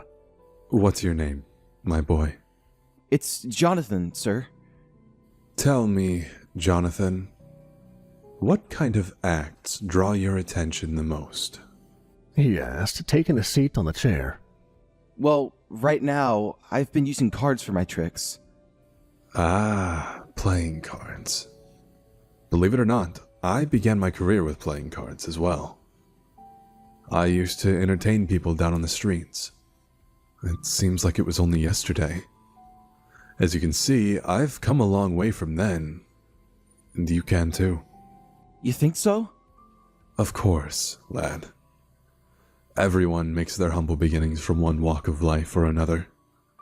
The important thing to remember is to not forget why you love magic. Your love of magic will keep you going even through the times that grow rough. And believe me, there will be some. Jonathan nodded, taking in the advice. Well, sir, I would be lying if I didn't tell you the real reason why I'm here. Oh? And what is that? Well, I wanted to show you a trick of my own, if that's okay with you. The light in his off-colored eyes seemed to grow brighter at the request. He returned another worn smile before crossing his legs and laying his chin in his hand. I would be delighted. Excited, Jonathan pulled out the deck of cards from his pocket. Occam stared with distaste when he caught sight of the worn-out appearance of the cards. I can tell you've been hard at work. However, those cards most certainly will not do. He scoffed. He pulled out a box of cards from his pocket and held them out for the boy. Jonathan simply looked at the box depicting the image Occam on the front, and then at the man with uncertainty. Please, take them. You can use them when you become the next great magician. A great magician always performs with his best. Jonathan smiled gratefully, taking them. Occam took his beaten deck and placed it on the desk behind him. Jonathan removed the cards from the box. The fresh scent of the cards filled his nose, an aroma he hadn't experienced in a long time. He carefully stuffed the box in his pocket as to not damage it and began shuffling the deck. He was nervous, feeling his heart heatedly pound against his chest. He glanced at the magician ever so often while shuffling the cards. The man was instinctively focused on them. It was clear he was no stranger to hasty deceits that the hand could portray with cards, even in the initial shuffle. This notion only further instilled tension in his heart. After the cards were thoroughly shuffled, he took a deep breath. There was nothing to worry about, he thought. He had practiced for days with little end until his very hands cramped from fatigue. He just had to perform the trick one more time. He held out the deck of cards, still stacked neatly. Can you please select the card on top, sir? The request seemed to puzzle the man. You want me to select a card now, without fanning them out? Jonathan swallowed at this before answering with a slight squeak in his voice. Yes, sir. Occam frowned a little before picking up the card to view. Do not let me see the card. Jonathan split the deck in half, holding each part in one hand. Okay, if you would, sir, place your card back in the deck. He continued, holding the hand with the lower portion of the deck out. Immediately, the magician complied as instructed, setting the card face down. Following the action, Jonathan placed the upper set of cards atop. I will now shuffle the cards, he informed, beginning to mix them. Without warning, the cards suddenly slipped from his fingers, scattering across the floor below. Jonathan froze, closing his eyes in shame while biting his lip. Occam was unfazed, although his displeased expression had expanded across his face. That's quite all right. Accidents happen, my dear boy. The show must continue nonetheless. Jonathan nodded and began picking up the messy array of cards. After a few moments, he managed to obtain them all, standing up ready to face the magician again. Is it okay if I start over? Occam issued a light head nod, still residing in his previous posture. Okay, Jonathan began. He started to shuffle the cards again. Once the tiresome act was completed, he held out the deck for the man to choose a card for a second time. However, once he reached out a hand to pick a card, Jonathan immediately retracted the deck away. Is there something wrong, my boy? Occam questioned with a baffled look. Well, sir, I was going to have you pick a card, but I realized you never returned the first card you selected. The man's brow furrowed heavily as a profound contortion appeared across his lips. I assure you, my boy, that I did indeed return the card. Perhaps in your mishap you did not pick it up? How would you know otherwise? Perhaps you're right, sir. I guess I must have missed the one under your foot.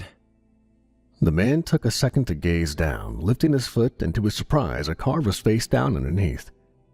He picked up the card, attempting to hand it to the boy until his eyes glanced at his face. His brow lifted and a heartfelt smile cultivated athwart his lips. He produced a warm laugh, almost uncontrollably for what felt like several long minutes to Jonathan. Unsure what to do, Jonathan simply stood there. My boy, that was a very interesting and yet bold act, dare I say. Very tricky indeed. It was Jonathan's turn to smile then. How did you derive such trick? Well, when I learned of your coming, I knew I wanted to make a special trick just for you, but I knew it had to be a clever one. However, when I tried to think of one to create, I couldn't. The trick I presented to you now was like the one I saw performed by an old magician on the streets. His act was similar, but more elaborate.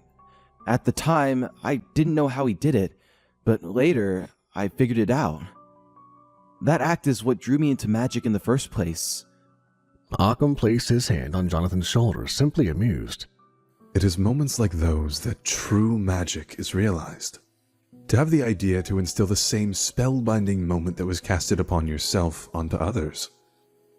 Thank you for sharing your act with me, Jonathan. No, thank you, sir. Jonathan replied, rendering a light bow. After issuing one last appreciation, he began to make his way out. How would it sound, Occam called out behind him, to learn a new trick or two from me? Immediately, Jonathan sprung around. Learn a new trick? From you? The great Occam Cobb? That's right. I can take you under my wing and teach you prevailing tricks to showcase for everyone you know. While I'm still in town, that is. Sadly, I depart at the end of the week. But I'm confident that you can master such rudiments in time as you did so in preparation for an audience with me. What do you say? Jonathan gave an answer without hesitating. Of course, I would love to. Thank you, sir, for the honor. With a pleased look, Occam beamed. Excellent, my boy. Simply make your return every evening as you did so tonight, and I will instruct upon you a new trick for you to rehearse. Yes, sir. I won't let you down, Jonathan replied. His eyes began to look at the ground, though. Yet, how will I get past the ticket man? To tell the truth, sir, I didn't exactly walk through the front door to see the show. The man produced a light chuckle. With the card from earlier still in his hand, he cupped it before revealing it again. It had changed. Use this, he said, handing it to Jonathan. Jonathan glanced at the object. The card was much larger with a picture of Occam Cobb with his arms stretched out. Above his picture, the words "All Access Pass" stood bolded out. Show that to the doorman, and he'll let you in without a fuss. You can even view my show again. All of it, this time, from the front row seat. Filled with joy beyond measure and without warning, he gave the man an alarming hug of compassion. The notion caught Occam off guard, but he quickly collected himself. After the tenderizing moment, he bid the boy farewell. A few tears had formed in Jonathan's eyes, but he made sure not to reveal them. He simply made his way out to the door with his prize pass in hand and a new deck of cards. Promptly, he halted on the other side. He realized he had forgotten his old deck of cards being caught up in the moment earlier. Sure, he had new cards, but he wanted to only use them when performing in front of others like Occam had instructed. He decided that his old cards would be the deck to use while he practiced. He returned through the door, ready to excuse his second intrusion, but was quickly terrified at the action he perceived. Occam Cobb was nowhere to be seen. Well, almost. The moment he stepped past the clothing racks, he witnessed the back heel of the magician pull through the mirror on the wall, vanishing on the other side. The mirror's reflective surface rippled from the action momentarily prior to settling back into its flat appearance. Jonathan was starstruck, frozen in terror and astonishment. Rubbing his eyes for a second, he stared at the mirror, which simply offered back his reflective, confused expression. Had he really seen such an act? Cautiously, he approached the mirror, hesitantly holding out a hand. He flinched for a second when it touched the surface, having expected his hand to pass through, but instead it only met the hard surface. Now he was very confused. It shouldn't have been that far-fetched. He was in fact dealing with the great Occam Cobb, the greatest magician, right? Yet, despite trying to convince himself of this ordeal, a deep sensation sat at the bottom of his stomach, fabricating an unpleasant vibe. As if what he had witnessed wasn't enough, something else threw him off. Emitting from the mirror, at least what he thought was the source, was the slightest breeze of cool air. It was as if a window was cracked open, or rather it felt more like someone was softly blowing cool air in his face. The breeze felt odd when it met against his skin. Its chilly winds not only felt icy, but it was accompanied with the slightest tickle, It felt like someone was softly dragging the tips of their fingers across his cheeks, as if carefully caressing his skin.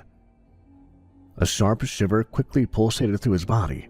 The thought of an unseen figure standing before him was quite eerie, but it was impossible. He shook the thought off and grabbed his old deck of cards before swiftly making his way out and back home. The next evening, Jonathan was eager to return to the theater.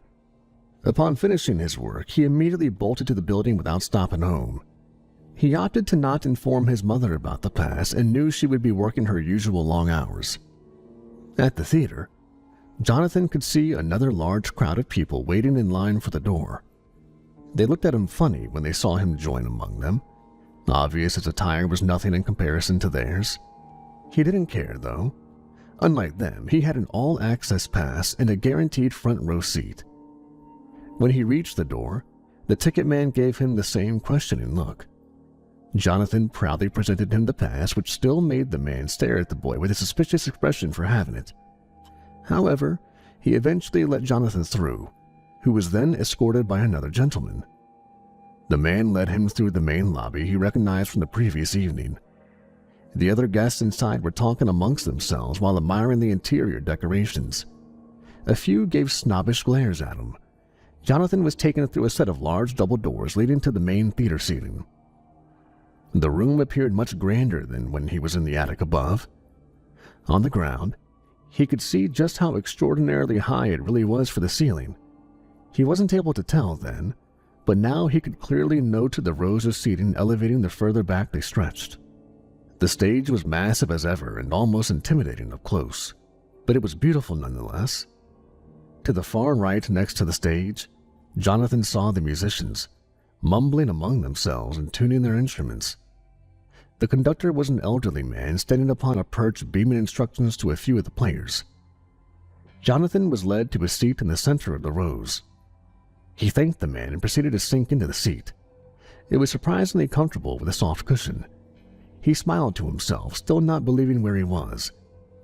After several long minutes, everyone eventually had found their own seats. Soon after, the orchestra began to play, signaling the beginning of the show.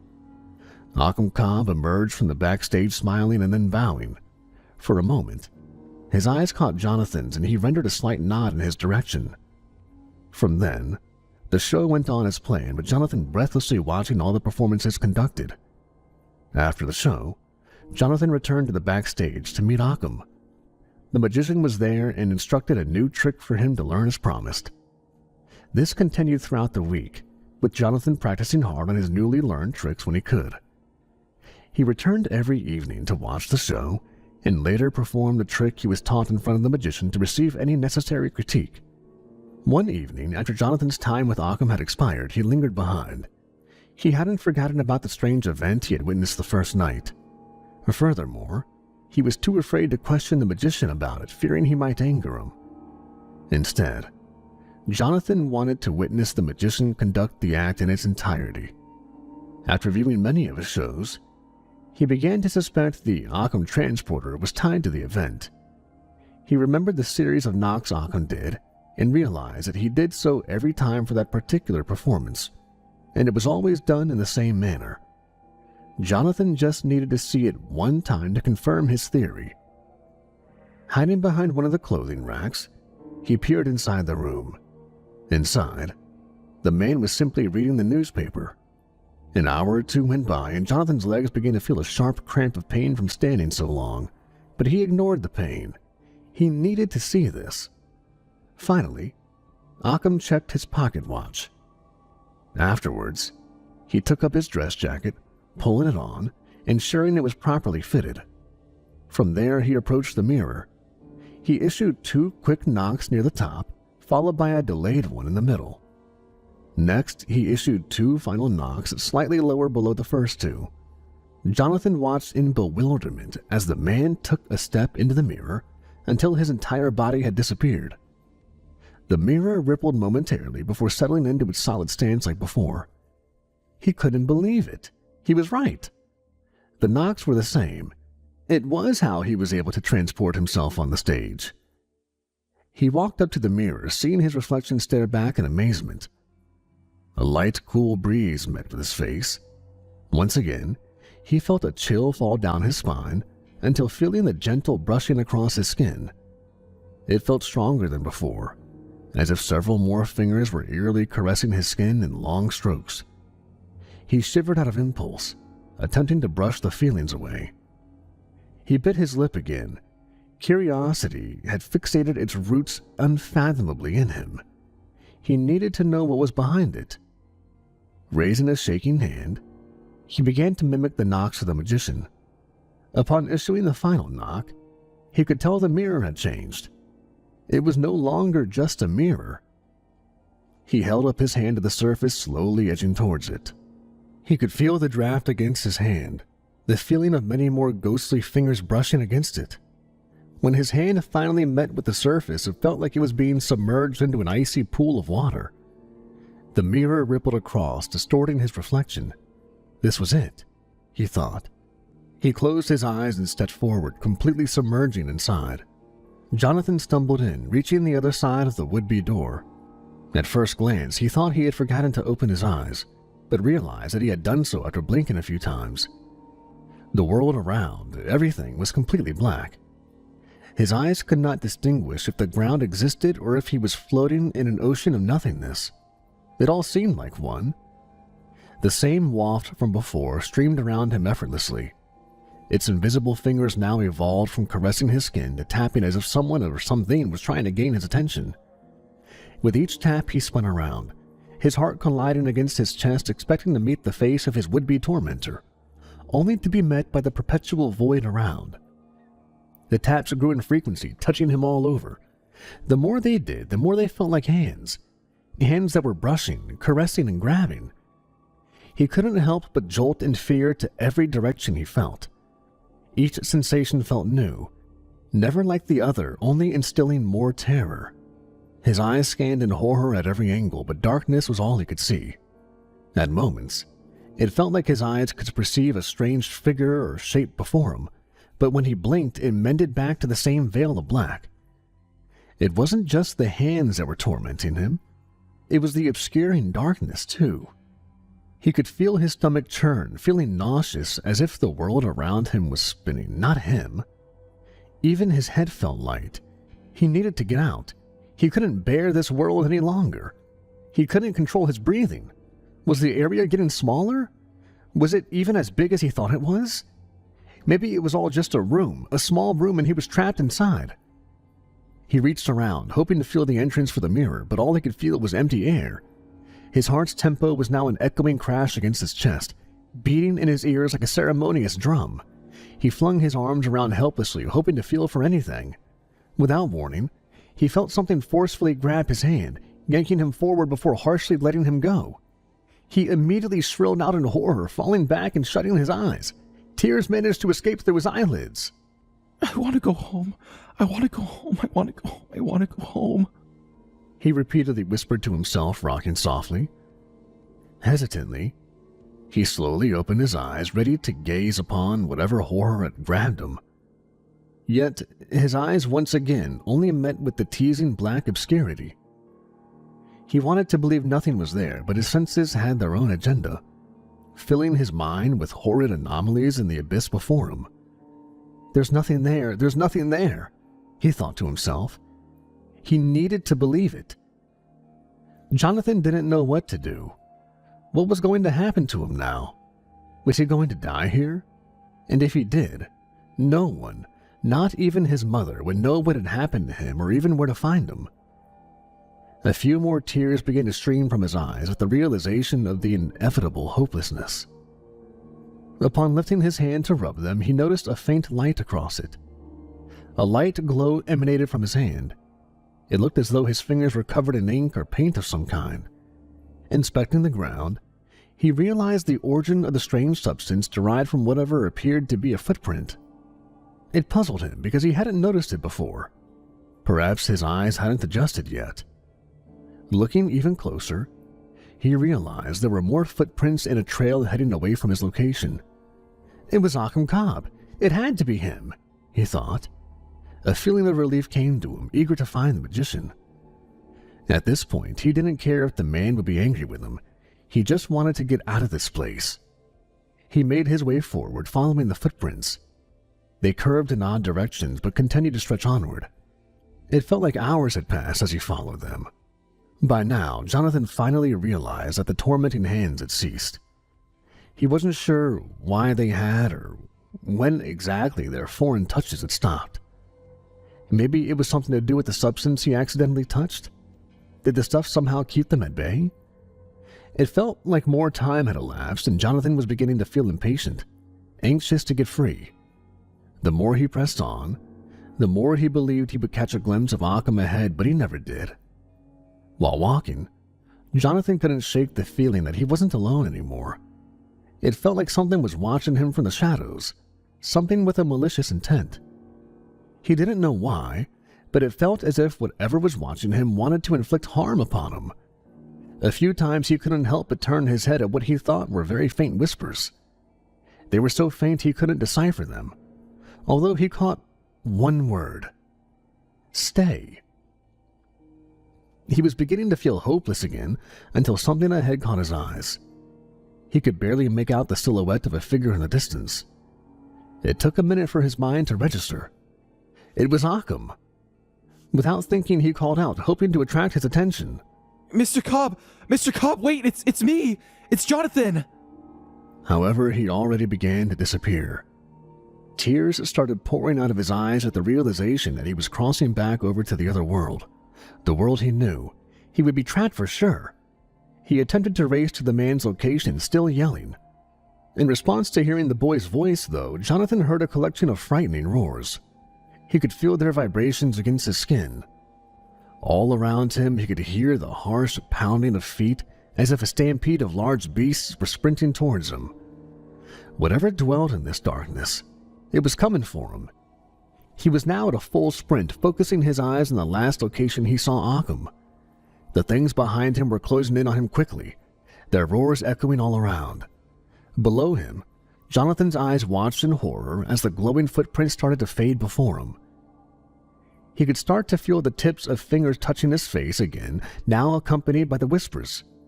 The whispers grew louder, amplifying into deafening roars, all blaring the same single word: stay. Hot tears continued to fall from Jonathan's face. His lungs were burning profusely. He couldn't stop now. He knew the things were right behind him, ready to do God knows what to him. His legs began to cramp from exhaustion, but he ignored the pain with all his willpower until he slammed into what felt like a wall. A sharp pain spread across his nose and lips. His head was throbbing immensely. Despite this, he stumbled quickly to his feet, feeling across the would-be wall. Behind him, he could hear the pounding of feet and roaring growing closer. His head was full of the voices now screaming the word at him.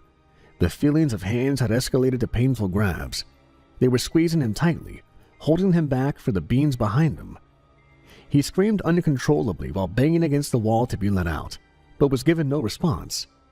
He could feel the invisible hands tug at his shirt, now pulling him back, practically dragging him with great force.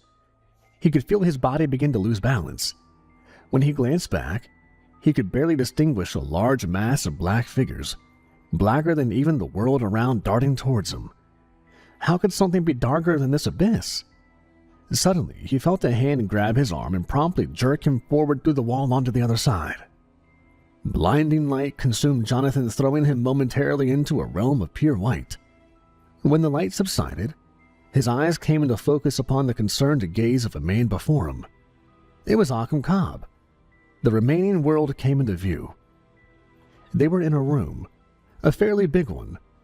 It appeared very elegant, garnishing a large king-size bed. Several pieces of furniture sat around the room, glowing in an ostentatious brown that was similar of the walls around. The sweet aroma of fruit and honey graced the air. Upon seeing Occam, Jonathan swiftly embraced him, clinging tight. He shook endlessly, not letting go, with tears streaming down his face. Occam held a confused and guilty look on his own face. It's all right, lad. You're safe now. Occam said, calmly rubbing his back. After several minutes, he pried the boy loose from his chest, promising another set of assuring words for his safety. He left into another room momentarily when Jonathan could hear the sound of water. Shortly after, Occam returned with a wet towel in his hand. He gently brought the towel to Jonathan's face, who felt a sharp pain when he did. I'm sorry, but your nose and lip is bleeding. Words finally returned to Jonathan. Oh, where are we? In a hotel, not too far from the theater. Occam replied, still applying the towel to his face. I know what you're thinking right now. I know you must have so many questions. Jonathan remained silent, looking down at his arms, which were plagued sparsely with purple bruises. The imprints of fingers and even full hands could vaguely be seen embedded among them. Occam continued, saying that it's a lot to take in, especially since that's how he felt when Occam first went there himself. Jonathan asked, "And where is there?" Occam became motionless. After a minute, he sighed and made his way to the bed to sit. I suppose you deserve an explanation. In my early career, before all the fame, before I had a single cent to my name, and the name Occam Cobb was but just that, I traveled the world. Back then, I was an ambitious one, eager to find better ways to improve the little tricks I had mastered. You see, my boy, I know what it feels like to endlessly search one's mind for an idea to create true wonder in people's eyes. What I did come up with didn't seem flashy enough. They were all just foolish little tricks. Child's play, really. Pardon my words. He paused for a second to run his hand through his hair. I wanted to show people real magic. I craved for it so much that I was willing to do anything to get it. Unfortunately, I found what I was looking for. I had a rather wealthy friend who was in debt to me. In return for his assistance, I was willing to consider the debt paid. So he funded my travels, including any guides or translators that I needed. My travels brought me to the heart of the East, where I stumbled upon an old underground site. You should have seen it, my boy. It was truly magnificent, almost like an underground city going on for miles. We could have spent a year down there and still barely cracked the surface of learning all of what truly was there. A smile was across his face when he explained this, but it soon faded. Then we found the library. With my translator, we learned what the place was and who had created it through the library's recorded texts. The place used to be the home of cultists who worshipped and conducted rituals down there. I, of course, wasn't interested in any of that. What did interest me were the incantations they conducted. The cultists were able to perform miraculous things. They were able to cloak themselves, bend the elements, even open doors to other worlds. I should have heeded my guide and translator's warnings. But like the fool I was, I didn't want to hear it. I coerced them to reveal the secrets onto me. After that day, everything changed. Oh, I wish I could correct that fateful day. I learned a great deal of dark magic at that time, some of which you have seen in my performances. However, the most noteworthy one you know to be the Occam Transporter. The simple act involves opening a door to another world, as noted. In that world, time doesn't exist. It normally takes me what would be about an hour's time to traverse from one door to another in that world. But back in this world, a mere second is all that elapses. You've experienced this world for yourself. You've felt its exceptionalism, haven't you? Jonathan swallowed hard at the mention of this. The door to that world can be opened by rendering a series of knocks in a unique pattern. This pattern derives from the ritual conducted by the cultists. I don't understand. Why would they want to enter a world like that? If you recall, I mentioned that the cultists conducted their rituals and worshipping in the underground city. They worshipped what they referred to as the Teneborsi, roughly translated as the dark, shadowy ones. A strong shiver quickly crept down Jonathan's back. His memory dawned on the figures he had seen earlier before Occam managed to pull him back. He was grateful his eyes were not able to view them clearly, but even so, the image of their obscure forms, even darker than the world itself, still brought faint tears in his eyes. In that world, the Teneborsi dwell. In the texts, we found out they taught the earlier cultists how to use dark magic. In the end, the cultists began to worship the beings. In return for their knowledge, the cultists conducted sacrifices to them. Sacrifices? What kind of sacrifices?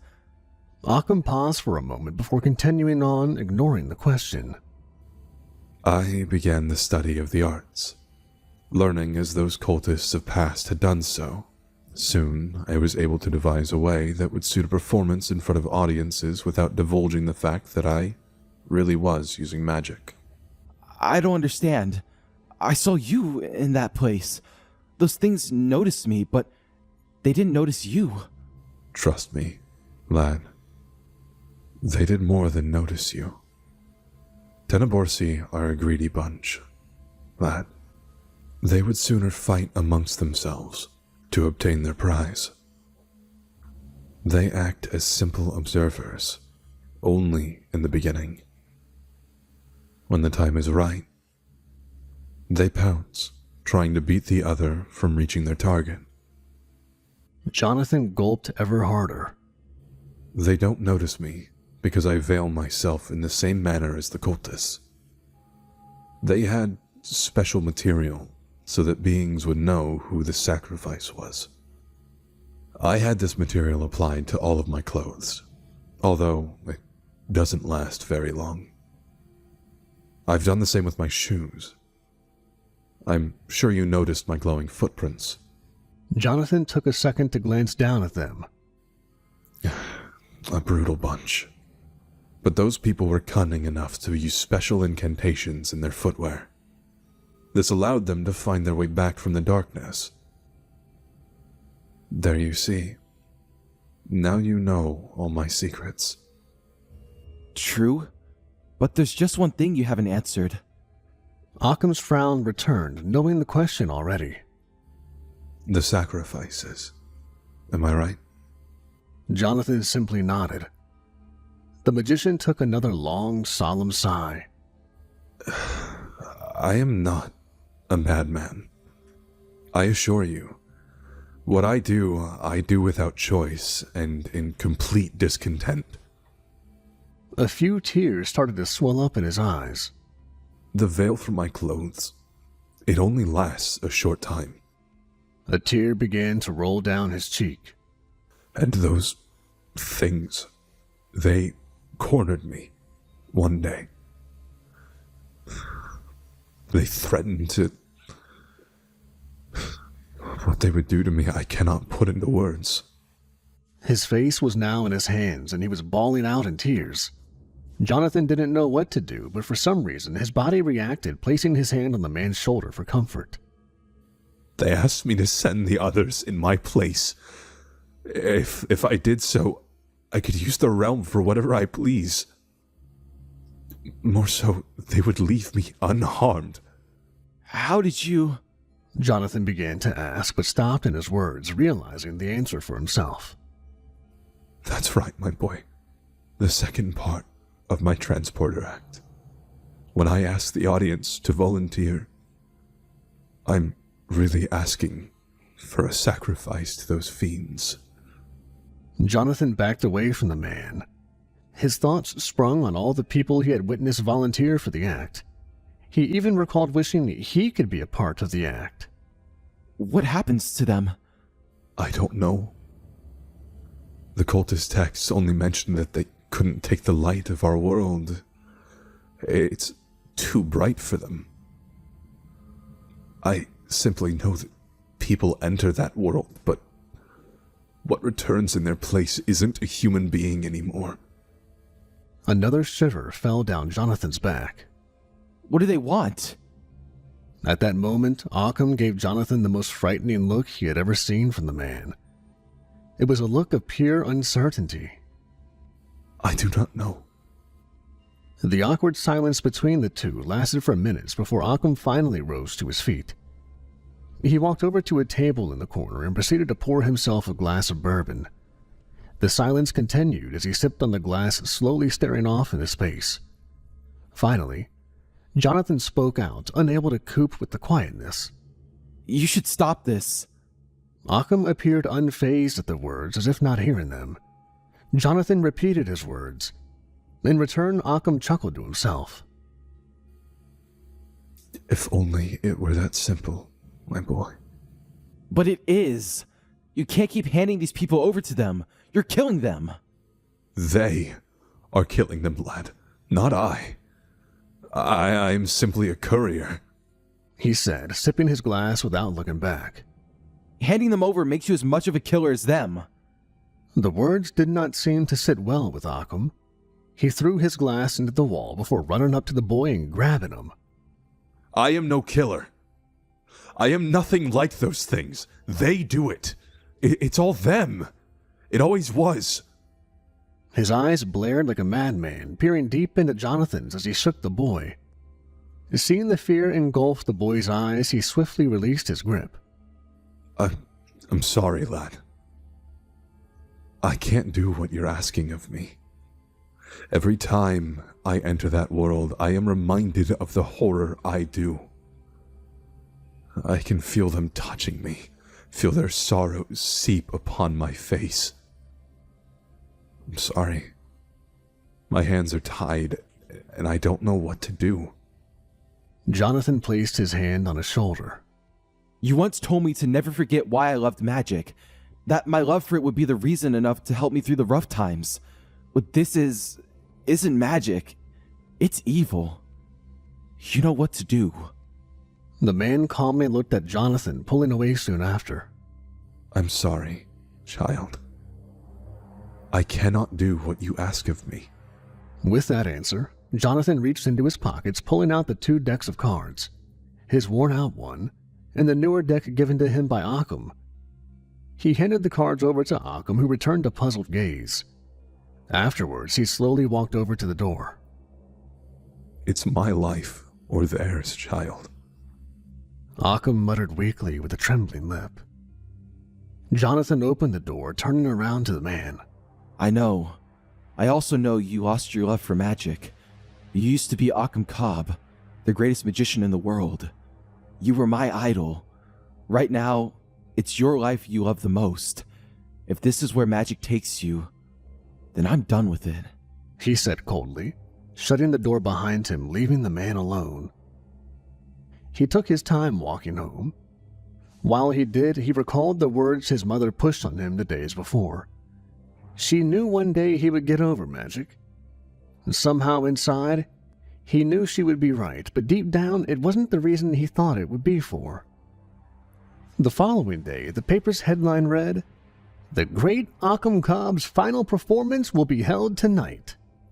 It's the last day to see your idol. You going to it, kid? Jonathan shook his head softly. No, I think I'm over him. The answer gave Mr. Garrett a puzzled look. He was ready to question the boy further on it, but Jonathan had walked away to complete his work. Mr. Garrett soon shrugged the matter off and returned to reading his newspaper. The following day, Jonathan was met with an alarming headline. "The Great Occam Cobb Vanishes." The headline caught his attention, and he began reading the article out loud. Occam Cobb, known as the greatest magician of our time, set out to perform his final show over the evening. The magician has been doing well, selling out tickets to all his shows for the entire week. His performances dazzled audiences with never-before-seen marvels. His most noteworthy one, the Occam Transporter, had audiences baffled beyond belief. However, events took a turn when the famed magician elected to transport an audience member, having already done so by himself. Audiences were thrown for a loop when Cobb elected to enter the box again instead of the selected volunteer. Even stranger, the audience was surprised when the magician never appeared in the other box as prior depicted. At first, the audience thought it was a joke, but when the magician never appeared after several minutes, people began to worry. As of now, local officials are investigating. If anyone has information on Occam Cobb's disappearance, they are to contact local authorities immediately. Shame of a thing indeed. Sorry about all that, kid. Mr. Garrett replied, overhearing him read the article. Jonathan didn't respond. He had done it, he thought. He defied them. He felt a small smile form across his lips. He was a true lover of magic after all.